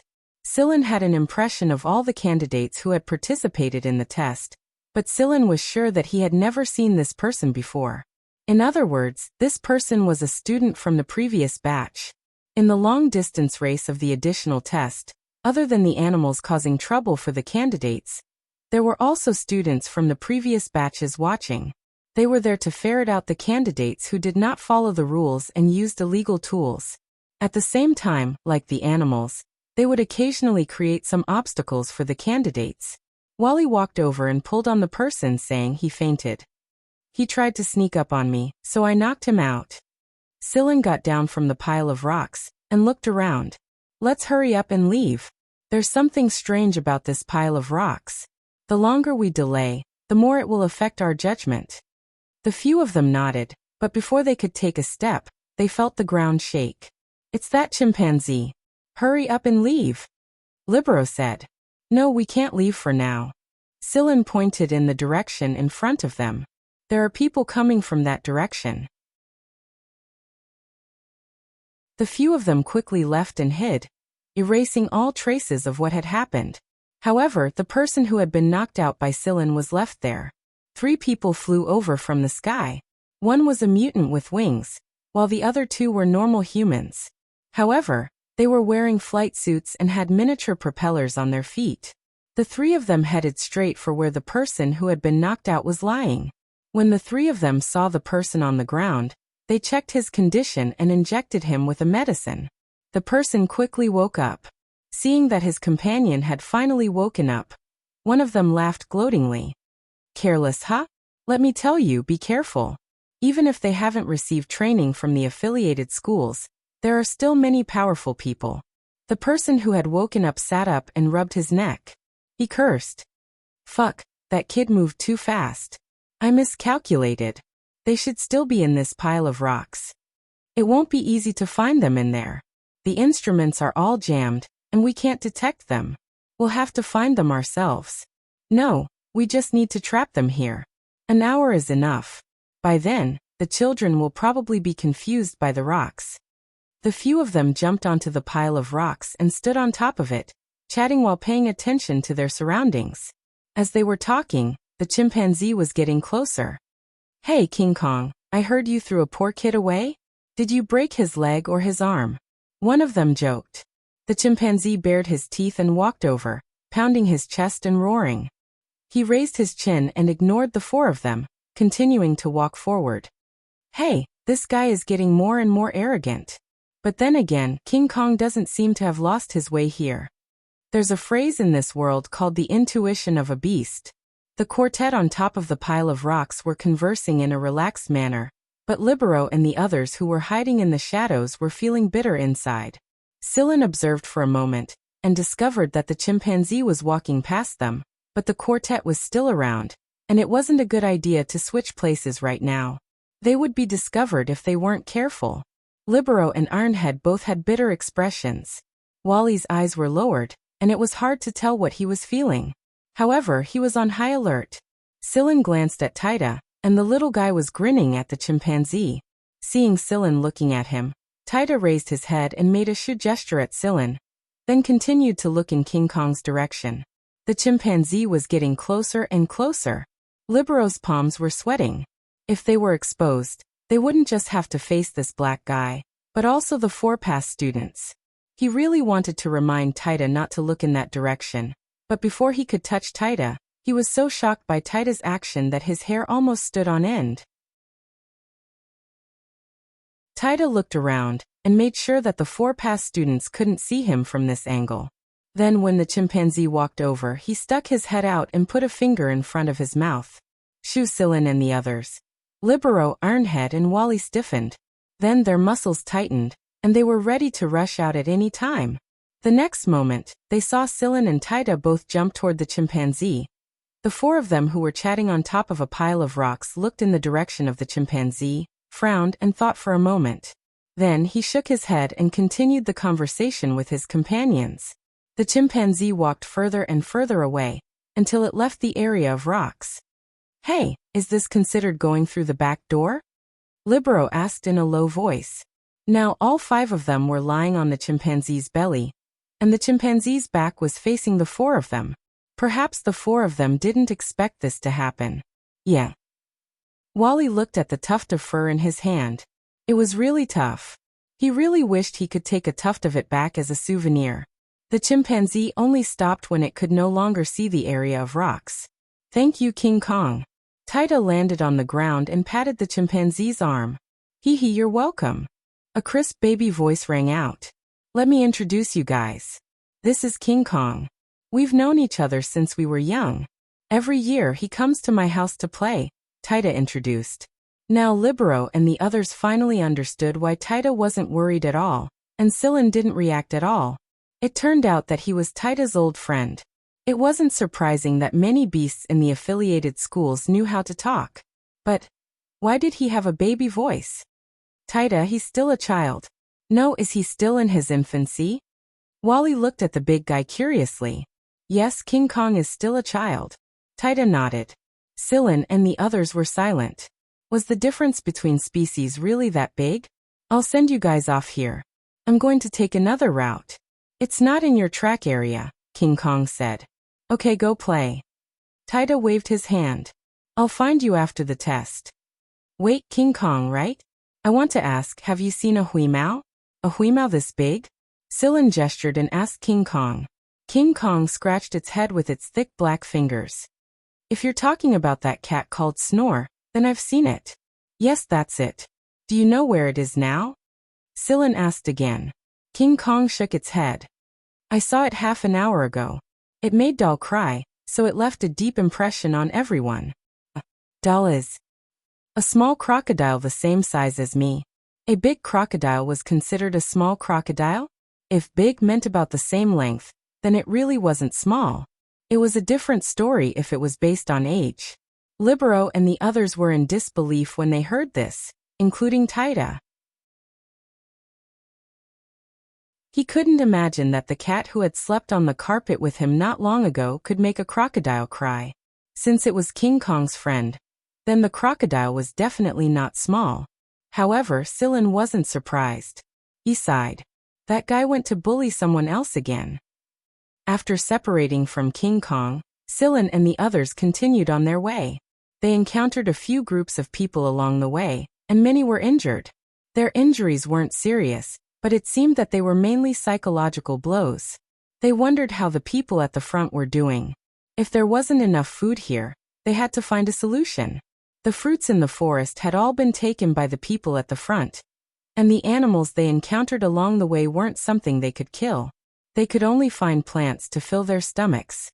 In comparison, Sillin and the others were considered lucky. After all, the use of subspace wasn't forbidden here. They ran and stopped occasionally, and they had to find shelter to avoid bumping into the previous students. On the evening of the second day, Sillin finally met Huimao. Judging from the guy's expression, he seemed to be quite good at making friends. Sillin, let me introduce a new friend to you. He's right in front. Huimao raised his paw and pointed ahead. The area in front was surrounded by swamps and dense forests. Under the gradually darkening night, it looked even more strange. No one knew what was inside the forest or under the swamp. At the very least, Sillin's intuition told him that there was danger there. Not long ago, they heard a short and urgent scream from this side. After that, there was no movement after that, and by the time they arrived, there was already no one in sight. Because they knew that this area was full of hidden dangers, Sillin and the others decided to wait for a while and pass through after night. It would be slightly safer that way. You mean this area? Sillin raised his hand and gestured at the swamps and dense forests not far away. Yes, I have a friend there. He's quite a nice guy. Huimao squatted on Sillin's shoulder and wagged his tail. I even fought for him. Now, of course. Aren't you guys in a hurry? This is his territory. This way he can help you guys. Huimao was very proud. This was all thanks to him. Sillin called the other four and followed Huimao. Sillin, are we really going to go there at this time? Taida looked around and felt that the surroundings were spooky. There seemed to be a pair of big, cold eyes looking at them in the darkness. It's okay. Trust Wheeze. Yeah, trust me. That friend has a good temper. I'm not lying. You'll know when you see him. Huimao led the way in front, jumping around on the branches. It was late at night. Sillin and the others finally saw the good-tempered friend that Huimao mentioned. The area near the pond was filled with tall plants, and there a big fellow was entrenched there. The scales covering its thick body reflected the starlight with a cold metallic light, and with the help of the cold light, they could see the dotted stripes and diamond-shaped patterns scattered all over its body. From time to time, they could see the sharpness of its forked tongue, and the long and thin pupils in its cold eyes stared straight at Sillin and the others. A creepy feeling that was colder than the night hit them.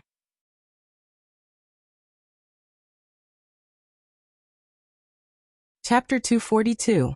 Libero and the others stood there, looking at the giant snake that could easily swallow the four of them. If it weren't for Sillin saying that he believed in the cat, they would have long since fled. However, even if they took action now, the chances of success weren't high. They definitely wouldn't be able to defeat such a giant snake. At the very least, it was impossible for all five of them to retreat. Was this the good-tempered friend that the cat had mentioned? After seeing the snake's eyes, Wally wouldn't believe that this fellow had a good temper even if he was beaten to death. Snakes didn't have eyelids, so they couldn't blink. Thus, the current situation was that this giant snake was staring at them with eyes that seemed cold and cruel. It was as if a bucket of ice had been splashed on their faces, sending chills down their spines. Although this giant snake's eyes were cold, Sillin could see that its attitude towards Huimao wasn't bad. Its eyes weren't as cold as when it looked at them. The gray cat wagged its tail and ran over happily. It jumped onto the snake's thick body and stood on its slightly raised head. Then it patted the snake's head with its paw and said, "Look, this is Bonner the giant snake, my new friend." "It's Senta," Bona added. Its voice sounded a little hoarse. It was natural, and every line of its voice had a natural sense of coldness. It was not like King Kong's childlike voice. However, if one were to ignore this point, based on this sentence alone, the giant snake really wanted to express friendliness. It's the same meaning. After Huimao finished introducing Bona, he continued to introduce Silen and the others. Hello. Silen stepped forward to greet him. The closer he got to Bona, the colder he felt. Because of Huimao, the giant snake had agreed to bring them out of the swamp. After all, it would take a lot of effort for them to safely leave the swamp. Moreover, there were many other traps in the swamp and jungle. Only an idiot wouldn't take advantage of such an opportunity. Thus, under the faint starlight, a snake with 5 people and a cat on its back left the swamp and jungle. The snake's body was very cold, and its scales felt a little metallic to the touch. Wally couldn't help but touch it a few times, but after being whipped by the snake's tail, he became much more obedient. I've never been so close to such a big fellow before, Libero said with a sigh. Me too. There was excitement in Taida's eyes.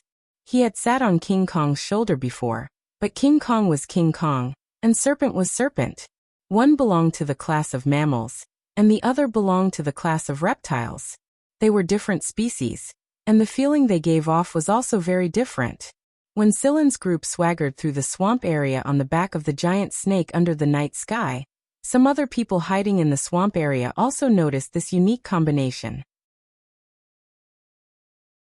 Originally, they were afraid of the big snake in this swamp forest area, so they had been very careful. When they found that the big snake was quickly coming towards them, some people sped up their pace and fled forward.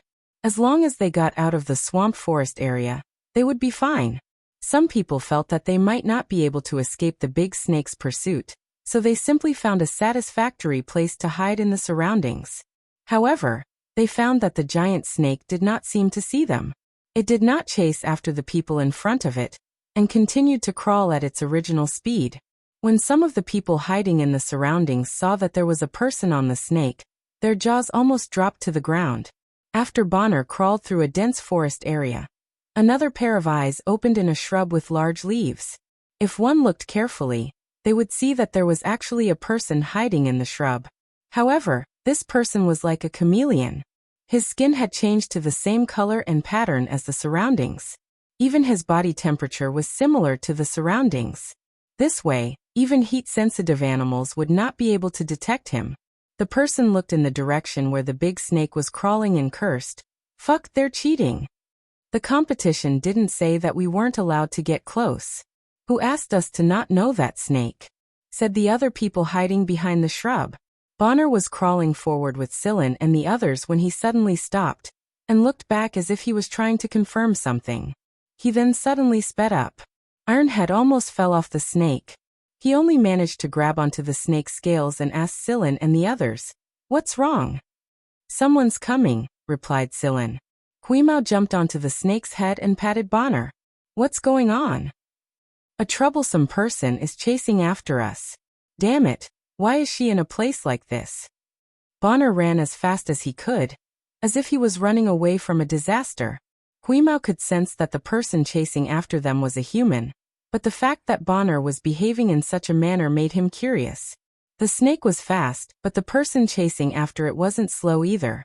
5 minutes later, a voice came from behind. "Bonner, you bastard, stop right there." Although it was a woman's voice, it was too loud.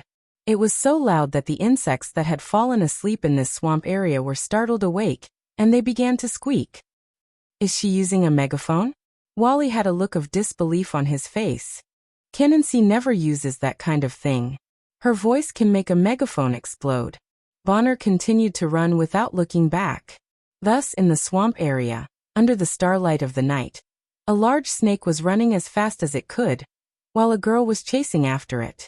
From time to time, she would say a few words, but she didn't shout anymore. She was probably trying to conserve her strength, but it seemed that she wouldn't stop until she caught up to Bonner. Because of the girl's relentless pursuit, Bonner's speed was also quite fast. By dawn, he had already reached the edge of the swamp area. That girl is still chasing after him. Isn't her stamina a little too good? Libero sighed. If they were in each other's shoes, Libero believed that he wouldn't be able to maintain such a high speed for more than an hour, But that girl had been chasing after him for more than 4 hours. And she hadn't been shaken off by Bonner. She's quite aggressive. Wally looked at the snake that was trying its best to escape. He wondered how the snake had offended the girl. Sigh, women really can't be offended. After finally running out of the swamp area, Huimao jumped down with Sillin and the others. Bonner, hurry up and run. Bonner didn't pay much attention to Sillin and the others. He changed directions and continued running. Sillin and the others hadn't gone far when they heard a loud bang behind them.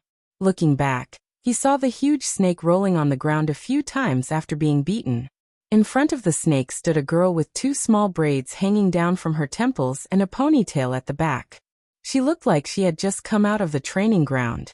Sillin felt that the girl looked familiar, but it was his first time seeing her. Why are you running? Kenancy stared at Bonner and panted. I'm not running, I'm just crawling a little faster. Bonner insisted. You're still trying to argue? Bang. Another punch. Huimao's tail shook as he scratched his head with his claws. He then looked at Bonner, who was rolling on the ground a few more times. It must hurt. Kenancy, I'm telling you, snakes have a temper. Bonner roared. Temper? You still dare to throw a temper? Kenancy raised her voice. Seeing that the situation wasn't looking good, Huimao jumped onto Sillin's shoulder and shouted at Bonner. Brother, we'll be leaving first. Take care. If you want to run, then run. Why did you have to shout like that? Aren't you just angry at a snake? Can't you attract the enemy's firepower or something? Bonner was so angry that he slapped the ground with his tail. Huilu, screw your ancestors. You ungrateful bastard. Meow, I don't have any ancestors. Huimao was telling the truth. It indeed didn't have any ancestors.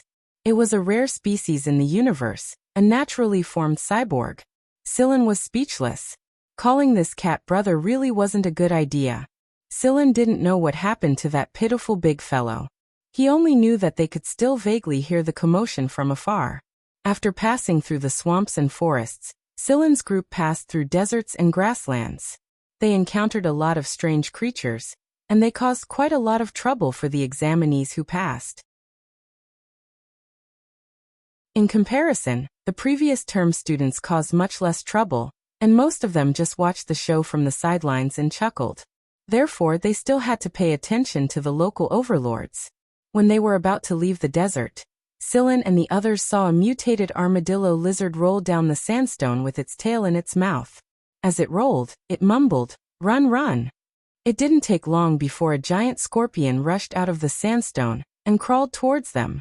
Sillin and the others ran madly again. The gray cat originally wanted to give it a go, but Sillin grabbed it by the back of its neck and dragged it along with him. It was better not to cause trouble now. Honestly speaking, this additional long-distance running had proven its usefulness to a certain group of people. For example, Wally was extremely resistant to drought. Even Libero and Ironhead, who were half-mutants, were much stronger than Taita. When Taita was traversing the desert, Sillin and the others had to take turns to carry him on their backs most of the way. Some of the examinees Sillin saw were in no better condition than them. Some of them were even dressed in rags and looked incredibly miserable. After all, not everyone had the privilege of being escorted by local tyrants like Vajra and Bonner. When they finally finished one lap around the planet, everyone had the same thought. 1, we're finally done. 2, thank God this planet isn't as big as the one AF1 was on. Some of the people who had been eliminated after this additional long-distance run had left of their own accord. After all, until now, the teachers of AF1 hadn't eliminated anyone on a large scale. Even for those who had fallen behind, the teachers of AF1 didn't eliminate them. 40% of the extra race depended on the result, and 60% on the process. The candidates thought that it would be time to rest after this long-distance run. But unfortunately, when 80% of them arrived, they were informed that they would be sent to another place to prepare for the next test. Those who had arrived at the front of the additional long-distance run had it better. They still had some time to rest while waiting, but those who were at the back really had to climb up the transport plane while panting. Sillin and the others had it better. They were at the front, so when they arrived, less than 30% of the candidates had finished the run. According to Taita, after the 3+1 test would be the cooperation test. Originally, everyone guessed that the candidates would form their own teams for the test, but they didn't expect that the so-called cooperation did not only refer to the candidates who had come to participate in the selection test. The number of people transported by this transport plane for the cooperative test was less than 700. After the transport plane had transported the candidates to their destination, Sillin and the others got off the plane with everyone else. They discovered that they were at a wide, open-air training ground. However, it was obvious that this wasn't a test venue, but a gathering place. Moreover, there were already a lot of people stretching their muscles. Before Sillin could discuss the cooperation test with Libero and the others, a voice came from the training ground. Sillin, it's really you. You're really my blood brother, who doesn't share the same father and mother. What do you mean by blood brother, who doesn't share the same father and mother? If your language teacher heard this, he would probably want to kill himself with a piece of tofu. The person shouting at the top of his voice was none other than the idiot Prince Bell. Zhen Xingming also ran over from the side. Sillin had a bad feeling when he saw the cheeky smiles on their faces. Bell ran over excitedly and gave Sillin a big hug under everyone's varied gazes. Then he slapped Sillin's shoulder hard and said, I was just talking about you, and you're already here. You're really my blood brother. Sillin, it's so good to see you again. I didn't think that you'd actually be in this batch of candidates. Zhen Xingming was just as excited as he was. Another person ran over after Bell and Zhen Xingming. According to Bell's words, Sillin guessed that this was Uliganuo of the Blizzard Windisca royal family, who had been unlucky enough to be picked as the weakest pick and thrown into the army by his father. What's going on? Sillin slapped Bell's hand away and asked. Bell chuckled and didn't answer. He looked at Huimao and said, Wheeze, I've missed you so much. Huimao ignored Bell and stood on Sillin's shoulder with a straight face. He muttered to himself, Why didn't you say anything even if I missed you? I didn't even get a fish biscuit. Wheeze, I'll treat you to an all-fish meal and freshly baked fish biscuits at AF3's restaurant after the test. Bell added. Huimao grinned. I'm so happy to see you guys. Wally and the others. Seriously. While Bell and the others were chatting with Sillin, someone on the other side of the training field started shouting, Bell, you guys actually know someone over there. That's so unfair. You guys can be jealous and jealous all you want. Go find one yourself if you can. Bell said proudly. See, I actually know someone over here. He's going to enter AF1 and AF2 in the future. I'm not just a brother of his. And why is there a kid here? Uliganuo glanced at Taita, who was standing not far behind Sillin with Libero and the others. Bell and Zhen Xingming looked over when they heard Uliganuo's words. Hee, I just saw him. Taita was annoyed. You guys can't look down on my height like that. Who's this kid? Do you know him? Bell asked Sillin. Normally, there were other ways to monitor kids like this. There weren't many people who participated in the selection test with someone in their teens or 20s. Oh, his name is Taita. There's also Libero, Wally, and Ironhead next to him. The 5 of us will be sharing a room, Sillin said. Taita? Why does this name sound so familiar? Ah, you're that old muscle student. Bell was kicked away by Zhen Xingming before he could finish. Zhen Xingming turned around and smiled at Sillin and the others. Ignore him. He's been spouting nonsense lately.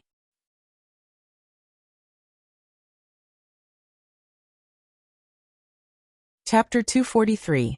After being kicked by Zhen Xingming, Bell clearly remembered that certain topics weren't suitable to be discussed in public. That was why he only chuckled a few times after he returned to the room. However, the way he looked at Taita was a little strange. Sillin didn't know why they were acting so strangely because of Taita's identity, but it didn't look like it was a good time to talk about it. He wouldn't press the issue any further. He would find out when the time came. Bell looked at Sillin's team of 5 and asked Sillin about the previous tests. Then he turned around and asked Uliganuo, Gaga, what do you think? Want to team up? Gaga, Libero, and the others looked at Uliganuo in unison. They didn't expect him to have such a funny nickname. In fact, most people in AF3 called him Ula, and only a few people who were close to him would call him Ganua. For example, the relatives of Blizzard and the Vendiska royals. Apart from them, his best friends like Belle and Zhen Xingming would call him Gaga, and only people like Belle and Zhen Xingming could call him Gaga. If anyone else called him Oliganuo, they would definitely be shot or beaten up. It was only after Belle's explanation that Sillin and the others learned what the fourth round of the cooperative test was like. The so-called cooperative test was a test in which the people of AF3 and the candidates would work together to form a team. There were 5 to 8 people in each team. There could be no less than 5 people and no more than 8 people. Of course, the teams with the same number of people could be made up of people from AF3, or they could be made up of examinees. Both the people of AF3 and the candidates really wanted to work together. The people of AF3 hoped to borrow the strength of the candidates, and the candidates hoped to learn a lot of information from the people of AF3. After all, the cooperative test was one of the tests the students of AF3 had to take during the semester, and it took up quite a large proportion of the test. They had no choice but to pay attention to it. When Belle, Zhen Xingming and the others first learned that they were coming here to take the test, they were filled with bitterness and thought about how to deal with it every day. Who would have thought that they would run into Sillin here? For candidates like Sillin and the others, this test was extremely important. After all, this was the 4th test of the 5th examination. After this test, there was only the final interview left. It wasn't easy for him to last until now, so he couldn't drop the ball.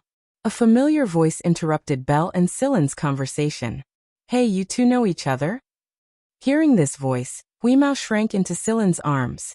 He closed his eyes and pretended to sleep, but his ears were pricked up. It clearly remembered that Bonner had been beaten up by this girl and rolled on the ground, but he still didn't dare to throw a tantrum. Libero and the others trembled when they saw the girl walking over. What a coincidence. Belle waved his hand when he saw the newcomer. "We're already full. You can find someone else to join your party." "TSK, do you think I care?" The girl's gaze swept across Sillin and the others before lingering on Huimao for 2 seconds. During these 2 seconds, Sillin could clearly feel Huimao stiffen in his arms. It was only when the girl moved her gaze away that he slowly relaxed. After the girl left, Belle looked at Sillin in confusion. "You know my sister? No wonder I thought she looked familiar." "She's your sister, your biological sister, isn't she?" Sillin said. "Yeah, my mother thinks that my sister Kenancy's like this is all because of me. She's being wronged," Belle complained. Both children had grown up in completely different ways than expected. This was a sore spot in the Fire Eagle royal consort's heart. Back in the day, Kenancy was sweet and adorable when she was young. Of course, she was still quite pretty now. After all, she had the excellent genes of royalty. When she was young, Kenancy was called Sweetheart Kenancy. She was the sweet little princess in the hearts of the royal consort and the Fire Eagle royal family. But now the word sweetheart couldn't even begin to describe her. The animals of AF1 called her Diamond Kenancy in private because she was incredibly strong and often went to AF1 to pick fights with the animals. Bonner was one of them. Sillin didn't comment on Belle's words. "We met your sister in the last round of the test." Zhen Xingming and Oliganuo didn't react much to Sillin's explanation since they were already used to it. "No wonder she disappeared as soon as we got here. She went to pick a fight again." Belle nodded. There weren't too many explanations given for the 4th round. The examinees only knew about the 4th round from the students from AF3. Because of this, some examinees were willing to team up with students from AF3. Some examinees were interested in the background of the students from AF3, while others were interested in the information that the students from AF3 had. Otherwise, who would be willing to team up with those pampered nobles? Sillin's team was already full. Belle and the other two were telling Sillin about the things he needed to pay attention to during the long test. That was why they didn't need to waste any more time looking for a team. The venue for the 4th test wasn't far away from them. It was a small garden in AF1. Of course, this garden wasn't as simple as it sounded. There were a lot of traps and dangers lurking in the garden. And the students from previous batches wouldn't just watch and play like they did during the 3rd test. They would fight for real, which was why the students of AF3 were so eager to team up with the candidates. Although these nobles were usually arrogant and domineering, they knew their place. After all, it was very difficult for them to sneak past the students of AF1 and AF2 on their own. Suddenly, a whistling sound came from the sky above. A pair of giant wings flapped, stirring up a gust of wind, and stirring up the sand and dust on the ground. The man flew over everyone's heads and stood on the railing at the edge of the training ground, looking down at the candidates below. Half of his wings were tucked behind his back, giving him an intimidating appearance. "Yo, there's a lot of people here." Hearing this voice, Weimouse scurried over to Silen's shoulder and said softly, "Yo, isn't this that guy?" The person who appeared so coquettishly and stood on a high vantage point was Zani, whom Silen had met the other day. Zani looked at the candidates below and said, "This time I'll be one of your opponents. I hope you won't meet me, hee." After saying that, Zani looked at the candidates who were obviously different from the ones from AF3. After the previous test, the candidates definitely didn't look as neat and tidy as the students from AF3. Although I really want to call you junior brothers and sisters, the problem is, I don't know if you have the right to call me senior brother in the end. There was no need to be sarcasm in this sentence. Only those who had been accepted would go back and call Zani senior brother. However, it was obvious that these people weren't the final lineup. After this and the next interview, some people would be eliminated. After saying that, Zani didn't care about the candidate's anger and flapped his wings to leave the training ground. Zani left the training ground and flew towards the testing ground for the fourth test. When he got close to the testing ground, two people wearing flight suits flew over. They had seen Zani's situation at the training ground. "What's wrong, Zani? It's been less than half a minute. Based on your personality, shouldn't you have at least 5 minutes of speech time?" The person laughed. Based on their understanding of Zani, Zani should have fiercely looked down on the candidates at the training ground. However, in reality, Zani only said a few words, and then left. Zani curled his lips.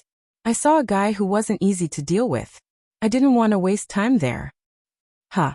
There's someone you don't want to mess with? Who is it?" Before Zani could reply, a few other former students like Zani and the others came over. They didn't have wings, nor were they wearing flight suits. Their jumping ability was indeed very strong. They could jump very far from a small tree, and the sound they made was very soft, like the sound of sand being blown up by the wind. After hearing what Zani and the others said, he said, "Did you guys see the kid who got the K?" "The kid who got the K? Yeah, he's the guy who got the Purgatory Thunder Snake K in the shooting ground during the selection test."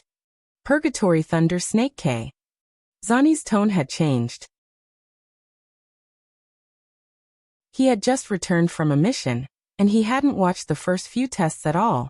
How could he not be surprised when he heard this? That was the Purgatory Thunder Snake K they were talking about. Only Guanfeng would give away a Purgatory Thunder Snake K. You guys don't know? Then who are you talking about? Zani thought for a moment before pulling up an image stored on his communicator. Is it him? The image Zani pulled up was none other than Silen. Yes, it's him. He went into the shooting ground with a crate and got 50 out of 5 shots. I knew it. Zani flapped his wings. I'll be leaving first. Take your time. After saying goodbye to the others, Zani flew in a certain direction. Not long after, he saw Goryo playing a game on a tree branch. Hey, I just met your future junior brother. Goryo didn't even look up from his game. Your teacher gave the K to the guy who dodged 4 of your shots. I know. Goryo continued playing. You really don't know that you've fallen out of favor at all. Zani looked exasperated. Goryo snorted. You should tell that to the others. Teacher brought that kid here to deal a blow to people's confidence. Then are you going to meet them when they come in? Zani asked. No. Goryo answered straightforwardly.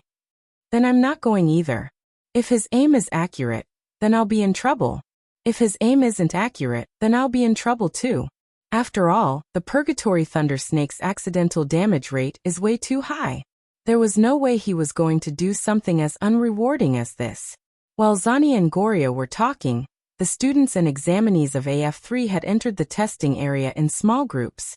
Since it was called AF1's Little Garden, there were plenty of flowers and trees, but there were also plenty of poisonous creatures. The most interesting thing about this place was that most of the species here had been taught in AF3 before. If the students had paid attention to their lectures, they would have a much easier time here, or at least they would have a better understanding of the subject. But the problem was, how many students from AF3 like Belle who had come here to participate in the semester examinations were actually paying attention to their lectures? It was already good enough that they didn't skip class. That was why the AF3 students beat their chests and stomped their feet in frustration when they saw some of the familiar, yet inexplicable species.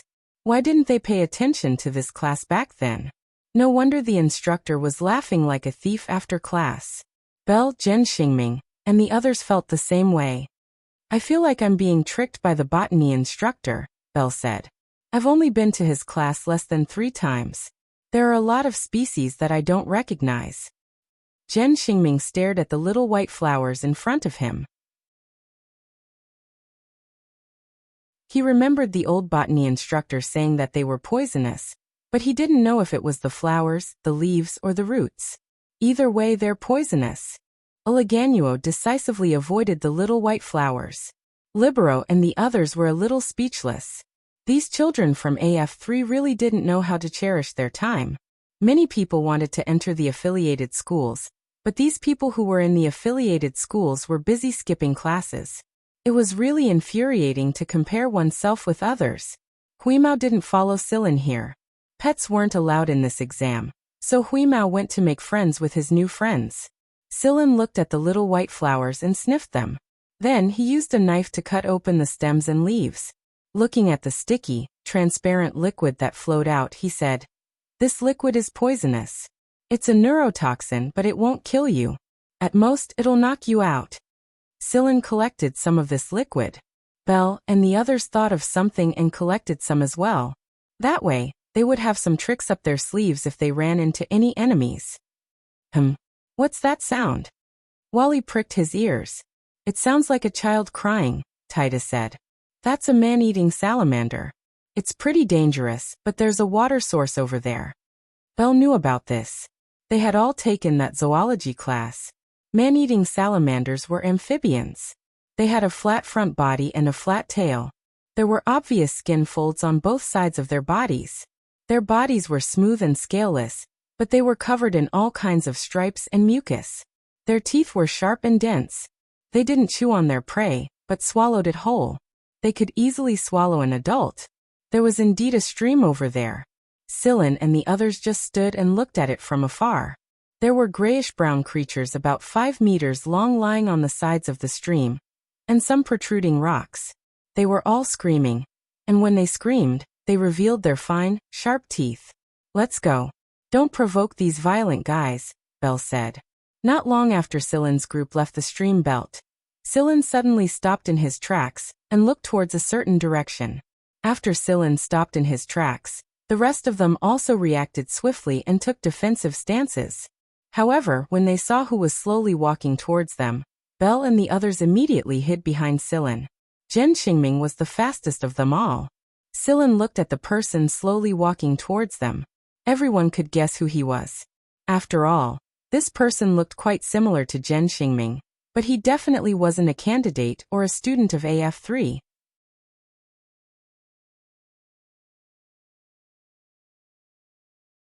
Chapter 244. Another member of the Zhen family? That person approached from afar, showing no signs of stopping. Celine did not move either. Just like that, she watched as he got closer and closer. Suddenly, Celine's pupils shrank. She tilted her head slightly to look at a large tree beside that person. The next moment, a woman appeared on the trunk of the large tree. The woman's hair was cropped to her ears, and her eyes were sharp despite the smile on her face. A single glance from her was enough to make a person feel an invisible pressure. There was a tiger's tooth blade stuck in her leather ankle boot. Needless to say, everyone knew that this woman wasn't easy to deal with. The sound she made when she landed on the tree was no different from a leaf falling on a tree trunk. If Libero hadn't seen her appear on the tree with his own eyes, he wouldn't have been able to detect her presence with his ears alone. Just like that, the woman crossed her arms and stared at Silin's group with a hint of a smile on the corner of her eyes. It was obvious that she was one of the former students. Xingyao, no wonder you're running this way. Your younger brother is here, the woman said as she glanced at Zhen Xingming, who was standing behind Silin. Zhen Xingyao didn't say anything. He shot a glance at Silin, who was hiding behind Silin, before shifting his attention back to Zhen Xingming.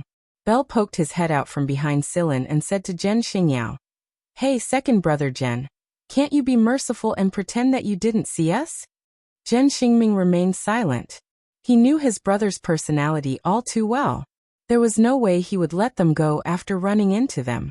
They could only fight. Bell looked at the woman standing on the tree with a pitiful expression after Zhen Xingyao ignored him. "Sister Sula, please have mercy." Sula stomped her foot lightly on the ground, and the tiger's fang blade that was stuck in her short boot flew into the air. She gripped the blade tightly and looked at Bell with a smile. "I'm sorry, Your Highness Bell, but I can't break the rules either. If I do, my pay will be deducted. You know that the fixed allowance we students receive isn't even enough to buy you a car door. If I lose it again, I'll have to resort to robbery." Bell, Zhen Xingming, and Ulagacha retreated at the same time, knowing that this battle was unavoidable. Zhen Xingming grabbed Taita by the collar and pulled him back, leaving the battlefield to Silin, Libero, Ironhead, and Wally. Wally glanced at Silin and the others who were still standing where they were, then turned around to look at Zhen Xingming and the others who had retreated to hide behind a tree not far away. Then, he ran towards them as well. "Aren't you going to fight?" Zhen Xingming and the other two were astonished. Normally speaking, weren't the participants of the 5th grade exam pretty enthusiastic? Wally shook his head and squeezed Bell a little deeper into the crowd. "Please leave some space for me." Now only Silin, Libero, and Ironhead were left on the other side. Suddenly remembering something, Zhen Xingming mustered his courage and poked Silin again. He whispered, "Don't use those two things unless it's absolutely necessary." Then Zhen Xingming slipped back behind the tree like his butt was on fire, and watched the battle unfold with Bell and the others. The two things Zhen Xingming was referring to were the Purgatory Thunder Snake K and the blade. Zhen Xingming was his older brother after all, and he believed in Silin's abilities. That was why he knew very well just how destructive those two things in Silin's possession could be.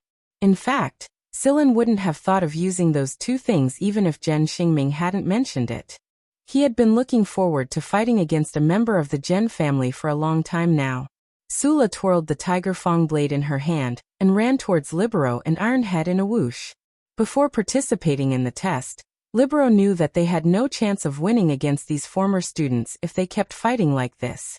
Therefore, some sharp spikes started growing out of Libero's body before Sula jumped over. Then, some dark-colored hard material quickly appeared on the surface of his body, and 3 rows of bone plates popped out of his back. The tips of the bone plates were as sharp as blades. Ironhead, on the other hand, didn't have bone plates like Libero's, but his entire body glowed with a metallic luster. His entire body looked like a solidified metal. A mutant. Sula twisted her body in midair when she came into contact with the bone plates on Libero's back. The tip of her foot tapped on one of the bone plates and spun around. A steel claw popped out of her wrist and covered her fingers like a glove. ZZZT. Sula grabbed the largest bone plate on Libero's back with the steel claw and swung her arm. Bang. Libero's entire body was smashed into the ground. Sula didn't continue attacking Libero after the successful attack. Instead, she evaded Ironhead's punch and let out a screeching noise when her steel claw made contact with Ironhead's body. Sparks of metal could be seen from the friction, but the claw only left a few shallow scratches on Ironhead's body. Sula flipped over and lay flat on the tree trunk. She glanced at her blunt steel claws and flung them away. Her claws had been damaged to a certain extent when she grabbed onto the bone plate on Libero's back, and the wear and tear on her iron head meant that she couldn't use them anymore. It must have taken a lot of effort for these 2 half-mutants to make it this far. Sula smiled and continued to charge at Ironhead. On the other side, Silin and Zhen Xingyao had also begun fighting. The Zhen family liked to use their palms when they fought alone. This was the conclusion Silin had learned from Zhenya. Punching the skin and hitting the insides with their palms. Only when palm techniques were used to a certain degree would they have the power to damage the insides. Sillin had learned a bit about the destructive power of palm strikes from Genya, but Genya's body wasn't in good shape at the time. Moreover, Genya had taught Sillin some modified techniques that were used to nourish one's body. Sillin wouldn't lose to Zhen Xingyao in terms of speed. That was why Zhen Xingyao didn't find a suitable opportunity to attack during the first exchange. However, it wasn't to say that Zhen Xingyao didn't have the speed to do so. When Zhen Xingyao increased his speed, Sillin assumed a defensive stance because he knew that Zhen Xingyao's counterattack was coming. Triple stack palm. The continuous palm shadows overlapped each other, and each palm was stronger than the last. It looked very imposing, but Celine knew that the threefold palm was not a killing move. Instead, it was part of a killing move, and its purpose was not to kill. Genya had demonstrated the killer move before, and although it wasn't complete since he couldn't execute it in his current condition at the time, Sillin had learned a thing or two from the explanation. Therefore, he had a way to deal with Zhen Xingyao's triple-fold palms. The one that could counter the triple-stack palm was water-severing draw. There was no blade, and there was no need for a blade. Sillin shook his arms, and as his arms moved, the airflow around him also began to become unstable. Two strong convection movements caused by his arms swiftly formed a strong airflow vortex that rotated at high speed. Like a sharp blade that appeared out of nowhere, it charged upwards diagonally and forcefully cut through the 3 layers of hand shadows. Water-severing draw couldn't counter a killer move, but the triple-stack palm that was a part of a killer move wasn't impossible to counter. Sillin rarely used these techniques back when he was in a hunter regiment. Back then he was a hunter, and all he used in battle were killer moves. They weren't complicated or flashy, but they were all killer moves that could kill in one hit. However, Sillin wanted to give it a try since he ran into someone from the Zhen family. It had been a long time since he last used water-severing draw, but it still felt so familiar to him now that it was almost an instinct. When the triple-stack palm was formed, water-severing draw had appeared in Sillin's mind on its own. Zhen Xingyao paused for a moment after withdrawing his palm, because of water-severing draw. He looked at Sillin with a slightly strange and doubtful gaze, but he didn't pause for long before he launched the next round of attacks. Hiding behind a tree and watching the battle, Bell nudged Zhen Xingming with his elbow and whispered, "Don't you think that Sillin is a little too calm? It's like he can predict what move he's going to make next. He also seems to know which ones are killer moves and which ones aren't. I don't know what kind of moves the Zhen family uses, but I have a feeling that Sillin is very familiar with them. Otherwise, your brother should be able to find a way to attack even if he doesn't intend to use a killer move." Zhen Xingming frowned and didn't answer Bell's question. His thoughts drifted back to the battle on the rooftop of the bar that day. When Sillin pulled out his blade to block Goryeu's bullet, Zhen Xingming had caught a brief glimpse of it. Although it was only for a brief moment, Sillin's movements when he pulled out the blade were somewhat similar to water-severing draw. This was one of the reasons why Zhen Xingming suddenly felt a sense of familiarity. Why was it one of the reasons? Because there was another sense of familiarity that Zhen Xingming hadn't found yet. "Xingming, do you think Sillin might be the illegitimate child of someone in your family?" Oleganuo asked while rubbing his chin. Although many nobles lived a rotten life, they valued legitimate birth very much. This was especially true for the 4 nobles who stood at the top of the hierarchy, the monarch and the 3 kings. Only those with legitimate birth would be recognized. Those with illegitimate birth would most likely be killed, and those nobles who had an illegitimate birth would be severely punished. Therefore, even if Zhen Xingming liked to pick up girls, there were some things that he had to be extra careful about. If he accidentally created a child with an illegitimate birth, his old man would definitely break his leg. Zhen Xingming kicked Oleganuo's foot when he heard what he said. "Bullshit. Everyone with legitimate birth in the Fuji Zhen family in Upper Tree has proof, and those with illegitimate birth will be killed. If Sillin really was the illegitimate child of someone in the Zhen family, then Sillin would be killed by the upper echelons of the Fuji royal family." This was something that Zhen Xingming and the others didn't want to see, so no one brought up the topic again. However, Zhen Xingming couldn't help but think that way even if they didn't bring it up. While Zhen Xingming was in a dilemma, Zhen Xingyao's surroundings began to change. The distorted air currents refracted light, and Zhen Xingyao's figure turned blurry for a time. Many parts of his body appeared, and it was impossible to tell where Zhen Xingyao actually stood, blinded by a single leaf. Sillin wasn't in a hurry to act. Instead, he stood where he was and waited quietly with his hands hanging by his sides. Suddenly, Sillin made his move. The moment Sillin decided to act, a palm broke through the distorted light and slapped at Sillin's side. Sillin had no doubt that his internal organs would be severely injured if he was hit by this palm. It was still a reflexive movement.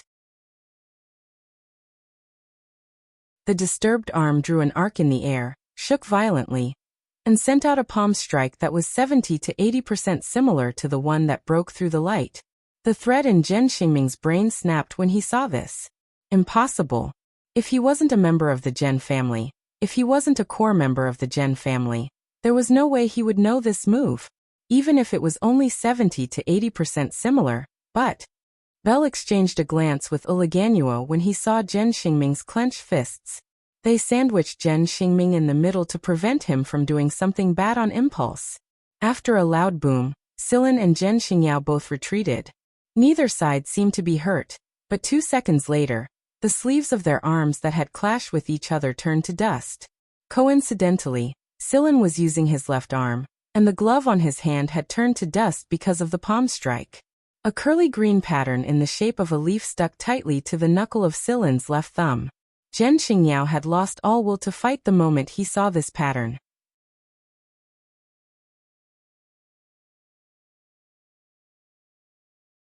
Chapter 245. In the Fuji royal Zhen family, only those of legitimate birth in every generation would have the proof of being a member of the upper tree Fuji Zhen family. However, that was only proof of legitimate birth, not proof of identity. Was there a difference between proof of birth and proof of identity? Yes.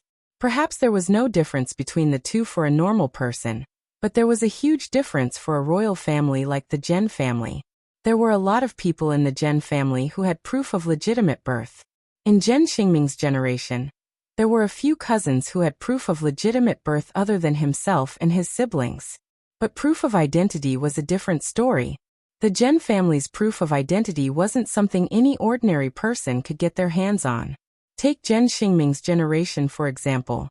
Only Zhen Xingming, Zhen Xingyao, and a few other blood-related brothers had the special proof of identity, because their father was the current King Fuji, so they had a special proof of identity that was different from the rest of the Zhen family. For example, there was a leaf pattern on Zhen Xingyao's wrist that looked like a bracelet. Of course, if the next King Fuji wasn't chosen from one of them, then the final King Fuji would have the same proof of identity. However, the Zhen family was different from the Fire Eagle royal family. Most of the time, the Zhen family's heir to the throne was passed down from the previous King Fuji to his own son. Therefore, the bloodline was more concentrated. However, what shocked Zhen Xingyao the most was why Sillin had a proof of identity that belonged to the Zhen family. Moreover, it definitely didn't belong to their generation. In their generation, proof of identity wasn't attached to their fingers, but to their wrists or arms. Zhen Xingyao didn't doubt the authenticity of the leaf pattern on Sillin's finger at all. His attention wasn't on Sillin's finger just now, but the moment the glove on Sillin's hand turned to dust, a sense of familiarity and an inexplicable attraction suddenly forced Zhen Xingyao's attention. That was why Zhen Xingyao's original intention to cause trouble for Zhen Xingming and the others vanished completely. What could possibly be more important than the Zhen family? However, Zhen Xingyao wondered which generation the proof of identity on his finger belonged to. His father's generation seemed to have a badge attached to his chest. As for his grandfather's generation, Zhen Xingyao's pupils contracted and his heart pounded. It was just a blurry memory, and he wasn't sure, but it seemed like his grandfather's generation was one of those people. The more Zhen Xingyao thought about it, the more he felt that something was wrong. The more he thought about it, the more he wanted to ask his grandfather about it. After all, they didn't know much about the matters of their grandfather's generation. However, if they were to suddenly ask about it, who knew how big of a wave the Zhen family would cause? Just as Zhen Xingyao let go of his offensive instincts and his expression flickered with a myriad of thoughts, Zhen Xingming and the others grew impatient. Due to the angle, Zhen Xingming and the others didn't see the leaf pattern on Sillin's finger. Sillin put his hand back into his pocket after the leaf pattern appeared. Sillin had been planning to reveal the leaf curl pattern to the public since the beginning. He had planned to start with Zhen Xingming, but he never found a good opportunity to do so. Moreover, Zhen Xingming didn't look very reliable, and there was no telling what would happen if he learned about it. Therefore, Sillin decided to reveal the information to Zhen Xingyao the moment he ran into him. As expected, Zhen Xingyao was a lot calmer than Zhen Xingming. He didn't make a fuss after seeing the leaf pattern on Sillin's finger. Instead, he was thinking about the best way to deal with the situation and prioritize the bigger picture. Zhen Xingming was about to speak when he saw that the other side had stopped, but Zhen Xingyao shot him a look. They were blood brothers after all, and some things didn't need to be said out loud. A look was enough to understand what the other was trying to convey. After receiving the hint from Zhen Xingyao's eyes, Zhen Xingming's plan to interrogate Sillin and clarify the doubts in his heart was put on hold. He knew that Zhen Xingyao must have discovered more clues. When it came to proper business, Zhen Xingming himself knew that it was better to listen to his brother Zhen Xingyao. Since Zhen Xingyao wasn't planning to continue, Sula, who had just decided to incapacitate Libero and Iron Head, stopped attacking as well. She tossed Iron Head away and didn't attack again. It took a long time for Iron Head to return in a daze. Libero, who had been smashed into the ground again and again before the bone plate on his back could do much, slowly came back to his senses. He shook his head a few times to clear his mind. I hope you won't tell anyone about some things before I figure them out. Zhen Xingyao's words were thick with warning, and he left quickly after that. The task of supervising Sillin had been passed to Zhen Xingming. Sula shot Sillin a puzzled look, but she didn't ask. After all, even if there was a problem, it was the Fuji royal family's problem. She wasn't stupid enough to get involved. She flicked her finger lightly and put the tiger tooth blade back into her boot. Then, she left behind a meaningful smile and left. It took Libero and Iron Head a long time to regain their consciousness after the duo had left. Fuck, that woman is too strong. She's so strong alone, Libero said while rubbing the wounds on his body after he had returned to his normal state. Sillin nodded in agreement. Of course she was strong. Using the League of Stars' standards, Sula's genotype was A rank. It would be strange if she wasn't strong after her training. People like Zhen Xingming and Belle who had good genes might not necessarily be as strong as someone with bad genes who had gone through strict training. However, they didn't need to deal with this on their own. There were plenty of powerful people protecting them, and every one of them was loyal to them. This was the privilege of nobles, and it was perfectly normal under such a system. Sillin had seen Libero and Iron Head before. Using the League of Stars' standards, Libero's genotype was A rank, and Iron Head's genotype was slightly weaker. However, they might not necessarily lose to Sula after joining the affiliated school and undergoing training. It was obvious that Zhen Xingming wasn't treating Sillin as naturally as he used to be. In fact, he even wondered if Sillin was one of his illegitimate children who had been forced to live on the streets for a long time. Although he didn't see the leaf pattern on Sillin's hands, the way Sillin fought Zhen Xingyao was enough to make Zhen Xingming think that way. However, Taita didn't think that much. He simply thought that Sillin was very strong. The fact that he was able to fight Zhen Xingyao to this extent was already amazing enough. After all, Libero and Iron Head had been beaten up badly by Sula in comparison. Taita admired the strong a lot because the education and environment he had grown up in was different from royalty like Belle and the others. He didn't want to be protected by others all the time like a fragile object. That was why he quickly agreed to participate in the affiliated school's selection test, when his father mentioned it. Taita followed behind Sillin and asked Sillin about his usual training techniques. His father once said that a strong person couldn't do without strict training. Sillin selectively answered some of Taita's questions, and made his answers vague.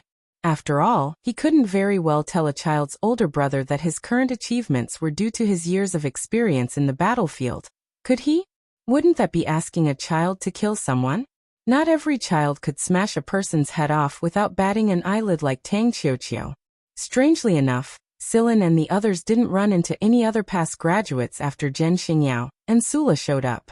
It should be noted that the past graduates were the ones who had given them a show of strength, and it was also the affiliated school's permission to let the past graduates teach the examinees and YEF3 students a lesson. The past graduates were more than happy to do so. They could transfer the anger they usually received from their instructors to these people, and let them experience the pain they had become numb to. However, the current situation was that Sillin and the others didn't run into any past graduates for a long time. They did run into a few other teams, but they only casually chatted about their encounters and brushed past each other without saying much. A few figures gathered together at a valley that Sillin and the others had just passed by. "Are you really not going to meet that kid?"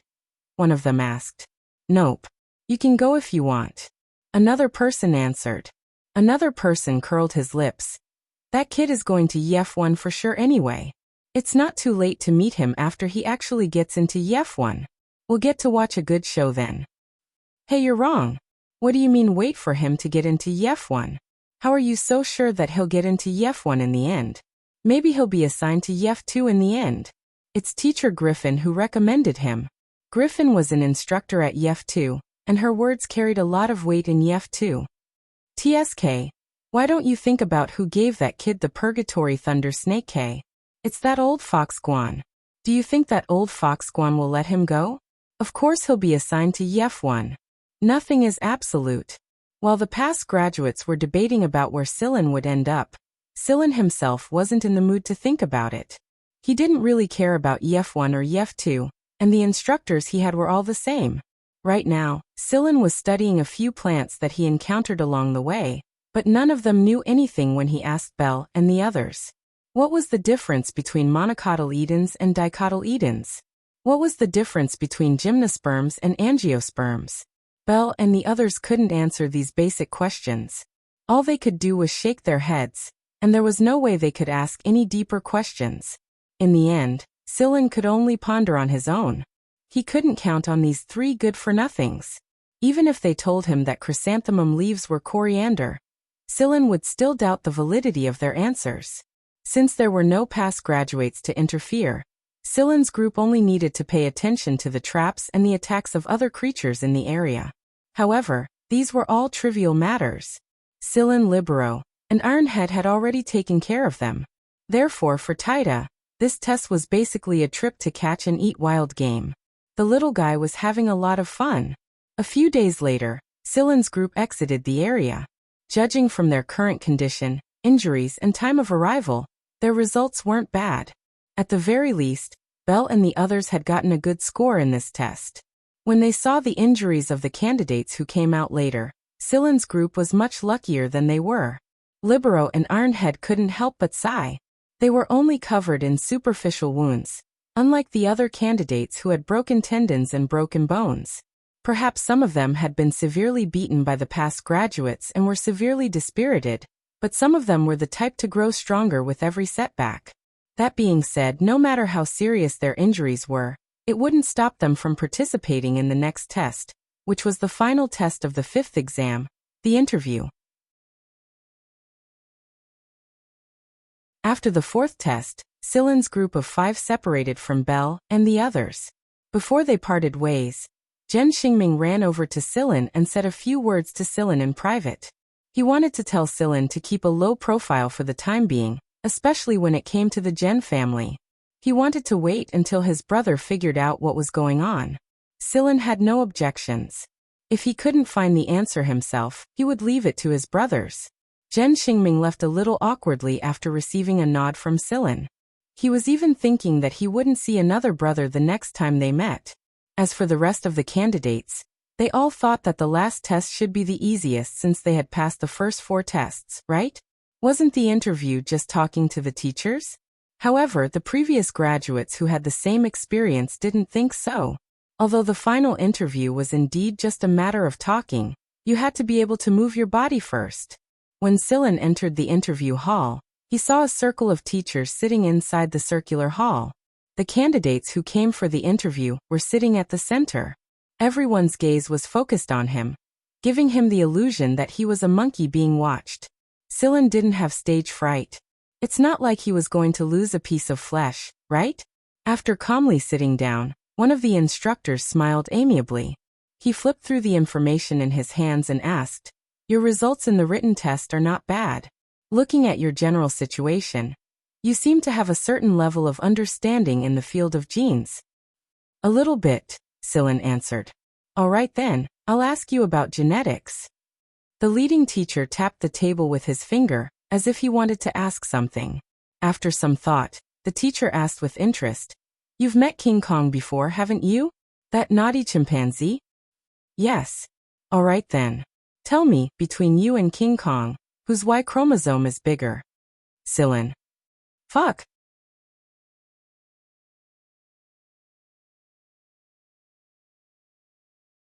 Chapter 246. Although it was just an interview, and although it didn't require as much energy as the previous tests, most people would rather undergo those physical tests than go through this kind of crazy mental test. The people in front of Sillin had all left through another door, so those waiting for the interview couldn't communicate with those who had already finished the interview. However, Sillin didn't need to ask to know how those who had already finished the interview would react. Sillin looked at the teachers in the interview hall who had friendly smiles on their faces, but who gave him the urge to smack them with a brick. He sighed in his heart. What kind of topic were these people asking? Finally, the main teacher changed after asking 2 questions. Next to him, an old scholar with a RAS badge flipped through the information and said to Sillin, "I've seen your written test answers. You have some understanding of zoology. So let me ask you, if you were a coelenterate, like a sea anemone, and if you were a sea anemone, what kind of partner would you find?" Sillin. Why did he have to use a sea anemone, a primitive and simple animal that only had a mouth but no anus, ate and excreted through the same mouth, and didn't even have the most basic brain as an example? What kind of partner would he find? If one didn't know how to answer, the best way to do so was to ask directly. "May I ask if the sea anemone you're talking about is a hermaphrodite or a dioecious type?" Sillin looked at the old scholar. "Does a sea anemone need to find a partner?" The old scholar smiled kindly. "Does a sea anemone have the ability to find a partner?" "No. Have you studied it before?" 5 minutes later, the old scholar finally let go of Sillin and put down the information with a smile. He picked up the glass of water next to him and began to drink tea slowly. The next person to ask the question was a gentle middle-aged man, but Sillin wouldn't classify him as a perverted teacher just because of his appearance. "Don't be nervous. I won't ask those disgusting questions," the gentle middle-aged man said. Sillin curled his lips in his heart. "As if I'd believe you." The middle-aged man opened a holographic screen. There was a paragraph of text on it. "This is a paragraph from AF1 Student Code of Conduct. It's not very long, only about 1,000 words. The content is also very simple, so my request is for you to read this paragraph in 2 languages." Sillin looked at the words on the holographic screen and thought to himself, sure enough, none of these tutors are easy to deal with. Because although the words on the holographic screen were not long, the problem was that the order was reversed. It was much more difficult to read a passage backwards than to follow it. The simpler the vocabulary and the more common the language, the easier it was to mispronounce it. This was because your brain had a habit of thinking. When you understood the meaning, you would reflexively read the word out loud instead of reading it backwards. And in 2 languages. As expected, he was deliberately making things difficult for others. Sillin thought for a moment before reading the words on the light screen again. First, he used the dialect of Old Man Chang's planet to read the words out loud. Then, he used the common language of the Empire to read the words out loud. Sillin was quite satisfied with himself after he finished reading the words. He didn't pause too mechanically, and he didn't make any mistakes. Not bad. The middle-aged man nodded and turned off the holographic screen. With a harmless expression, he said, "Then please recite what you just said. Don't be nervous. Just recite as much as you can." Fortunately, Sillin had a good memory. Coupled with the fact that he had practiced reverse thinking when he was assembling parts, it did not take much effort for him to answer the middle-aged man's question. After Sillin recited the passage fluently, the middle-aged man nodded and gestured for the next tutor to ask the question. He then buried his head in writing. After the middle-aged man, there was a fashionably dressed woman with an intellectual aura. She did not look like she was going through menopause, but since she was sitting here, Sillin was sure that this woman was more difficult to deal with than the menopausal women he had met before. The female tutor did not smile. Seeing that it was her turn to ask a question, she asked directly, "Do you know about the incident with the Bistrit family?" "I know a little." Sillin had learned a little about it from some media. The Bistrit family was a medium noble family, not some small noble family. However, they were too unscrupulous and had violated the empire's laws in many private matters. Not long ago, the entire planet was seriously polluted because of their medicine production. Then they failed to take effective measures immediately, causing the nearby residential planets to be infected as well. Billions of people fell ill, and more than 10 million people died. This incident was the fuse that led to the Bistrit family's downfall. After the pollution incident, the other families who disliked the Bistrit family, or were enemies of the Bistrit family, joined forces and appealed to the Miss Bodhisattva royal family.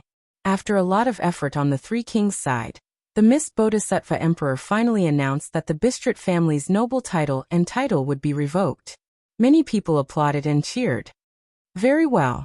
Please tell us your thoughts on this matter." Sillin let out a sigh of relief when he heard the female tutor's question. This kind of question was easier to answer. After all, a lot of media outlets had reported about the incident, so Sillin gave a brief explanation based on the information they had obtained. However, he didn't go into too much detail about his own opinion. It was because he had only learned about the incident from the media.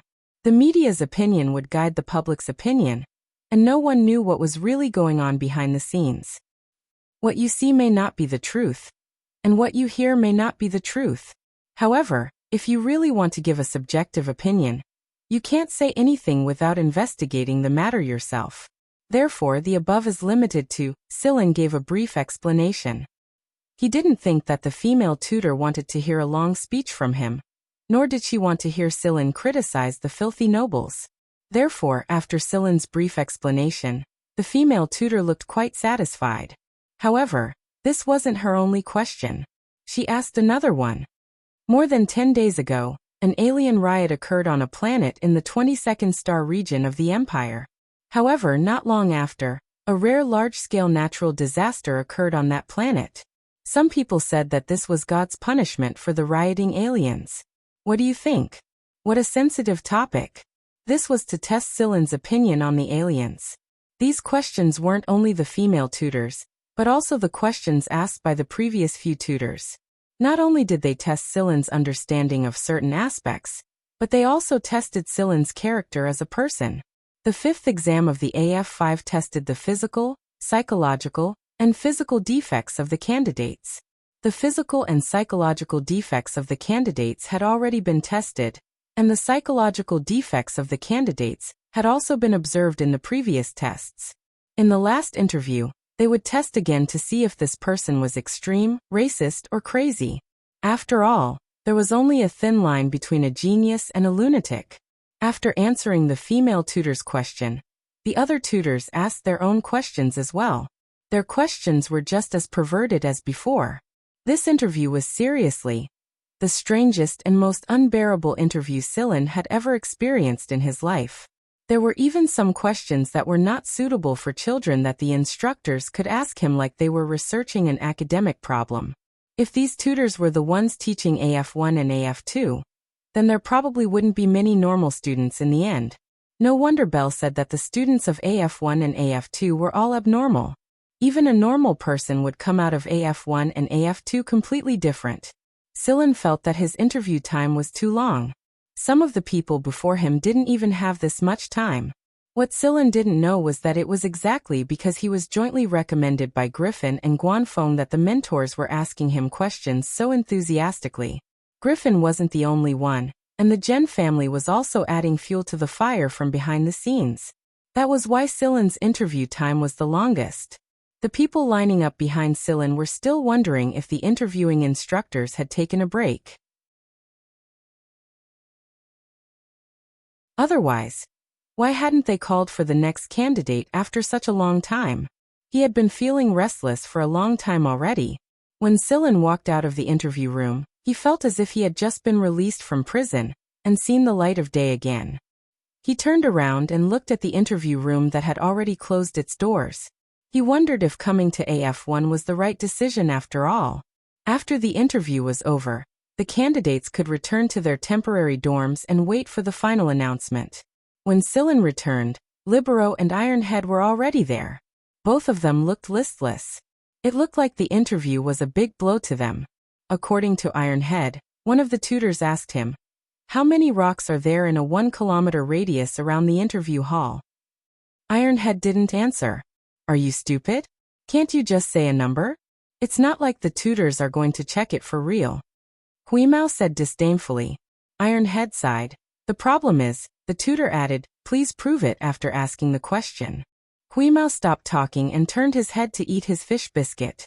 Although Ironhead was depressed when the interview ended, he felt much better knowing that everyone's situation was similar. The results of AF1's 5th test came out soon. Those who were accepted would be given a communicator. When the time came, someone would contact you through this communicator. The 5 people in Sillin's dorm received the communicator. Ironhead and Libero were quite excited, while Taida and Wally were much calmer. However, as soon as Taida received the communicator, he was taken away by the old servant who had brought him here. Wally was also called away by a communicator on the same day and never returned. The next day, someone came to pack Wally's things. They said they were Wally's senior brothers. What did they mean by senior brothers? Most of the candidates who were accepted would be assigned to a mentor based on the results of the 5 tests, and the former students under that mentor would have a close relationship with the new candidates. As for the former students under other mentors, although they would also address each other as senior brothers and senior sisters, there was no close relationship. This was the difference. Not long after Wally left, Sillin's communicator also received a call. "Are you in the temporary dorm?" The image that popped up on the communicator showed Guanfeng's face. He still looked as harmless and serious as ever. "Yes," Sillin answered. "All right, pack your things. Your senior brother will come and pick you up later." Guanfeng ended the call after saying this. Sillin looked at the closed communicator and said goodbye to Libero and Ironhead. Then, he dragged Huimao back to his room to pack his things. Huimao leaned against the cabinet and watched Sillin pack his things lazily. From time to time he would give some instructions. "Hey, there's also this, the spoils of war I got from Dar." Sillin took out a crocodile skin from under the bed and tossed it into the bag. "There's also a rhinoceros horn inside. I bit it off," Huimao said while pointing under the bed. Sillin threw the bag away, twisted Huimao off the cabinet and shoved it under the bed. "Clean it yourself." Huimao had piled some junk under the bed. There were also some carcasses of insects he had played to death but didn't eat. "Throw them out if you can't eat them in the future. Don't pile them under the bed and let them mold." "These insects aren't moldy, I asked them," Huimao said while wagging his tail under the bed. The them Huimao was referring to was King Kong, Bonner and the other animals. "I don't care. If you keep piling insects under the bed, I'll throw you out with these insects." "Fine." Because he couldn't bear to throw away these insects, Huimao swept them all into his stomach. Sillin couldn't help but sigh when he saw Huimao's appearance. This cat has grown fatter again. Sillin didn't leave many things in the room. Goryo drove over in a flying car not long after he finished packing. "Yo Sillin. We finally meet again." Goryo greeted Sillin. Sillin greeted him, bid farewell to Libero and Ironhead, and then led Huimao into Goryo's car. "Where are we going?" Sillin asked. "To the instructor's place. Instructor Guan is treating everyone to a meal today, so everyone can get to know your little junior brother," Goryo said. But the corner of his mouth twitched unnaturally when he said this. "How many disciples does Instructor Guan have?" "Our instructor has a strange temper and a high bar." "Not many. Counting you and me, there are 2 more, a senior brother and a senior sister. The senior brother is Pastura, and the senior sister is Fu Qingqing. However," Goryo paused for a moment before continuing, "the 3 of us aren't allowed to use the Purgatory Thunder Snake K. Even if the senior brother and sister think that they are capable of using it, our instructor still hasn't given them permission to use it. Therefore, you are the only one allowed to use it among us. It's inevitable that the senior brother and sister will have different opinions about it. Goryo was reminding Sillin that the senior brother and sister he hadn't met yet would have a problem with him. And conflict was inevitable. But Sillin wasn't afraid. What's there to be afraid of? Let's fight them back, Huimao said while crouching on Sillin's shoulder. Goryo didn't interrupt. He had done his research on this cat. He wasn't confident that he could deal with a cat that could bully Panther so much that he wanted to crawl into the ground and make the domineering giant crocodile doll cry. That being said, Goryo couldn't help but wonder if that old fox Guanfeng had forcefully snatched Sillin away from Griffin because Sillin had this cat with him. It was a 2-for-1 deal. Goryo drove his flying car to a relatively empty area, where a relatively large spaceplane was parked.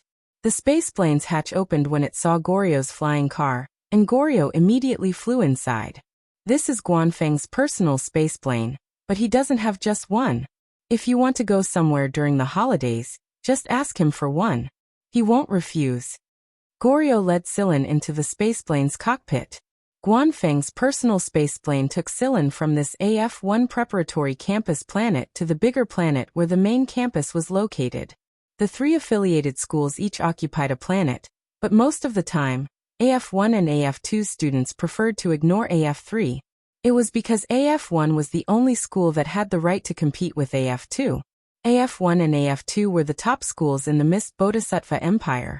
There were geniuses everywhere, and geniuses always liked to compete with each other.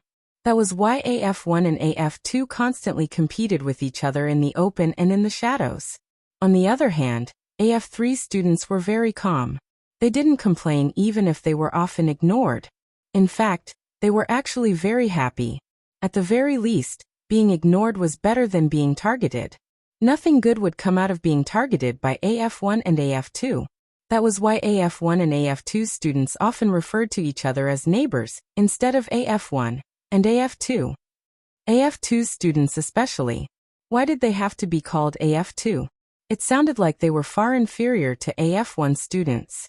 In reality, AF-1 and AF-2 students received 90% of the same curriculum. Sometimes the elective classes were taught at the same time. However, the most important thing was the assignments given to them by their instructors. According to Goryo, life in an affiliated school wasn't as simple as it was in other schools. The assignments you received from your instructors might be to kill someone or do something highly dangerous. But you don't have to worry too much. Instructor Guan may be extreme sometimes, but he's very reliable when it comes to assignments. He also pays you well, Goryo explained. The students of AF-1 and AF-2 did not have to pay tuition fees. Instead, they would receive some living expenses from the school. Basically, the students of AF-1 and AF-2 got their money from 2 different sources. One was provided by the school, and the other was provided by their tutors. Different instructors would receive different amounts of money. Some would receive more, some less. Of course, it was also related to the person assigned to the school. If the assignment was done well, the instructor would be happy, and the student would receive a huge sum of money. If the assignment wasn't done well, then sorry, but the instructor wouldn't deduct the student's salary. Goryo brought Sillin to AF-1 and arranged his accommodation. The seniors and juniors didn't live in the same dormitory area, and their accommodations were randomly assigned to them. It was a single apartment, but it was twice the size of a single apartment at 7 Lights. It looked pretty good. Goryo looked at the time and said to Sillin, "Let's go to Instructor Guan's." "Didn't you say you're treating us?" "Yeah." Goryo smiled a little reluctantly. "Instructor Guan always treats us at his house, and the old man himself cooks." "That you're tuning in to the Li Mei's Wuxia Whispers YouTube channel. We're so grateful for your support, and don't forget to subscribe to join us on this incredible journey through captivating stories. Your generosity through donations truly makes a world of difference, as it's the primary source of revenue that allows me to expand and enhance this channel for you. Thank you from the bottom of my heart for being a part of this adventure.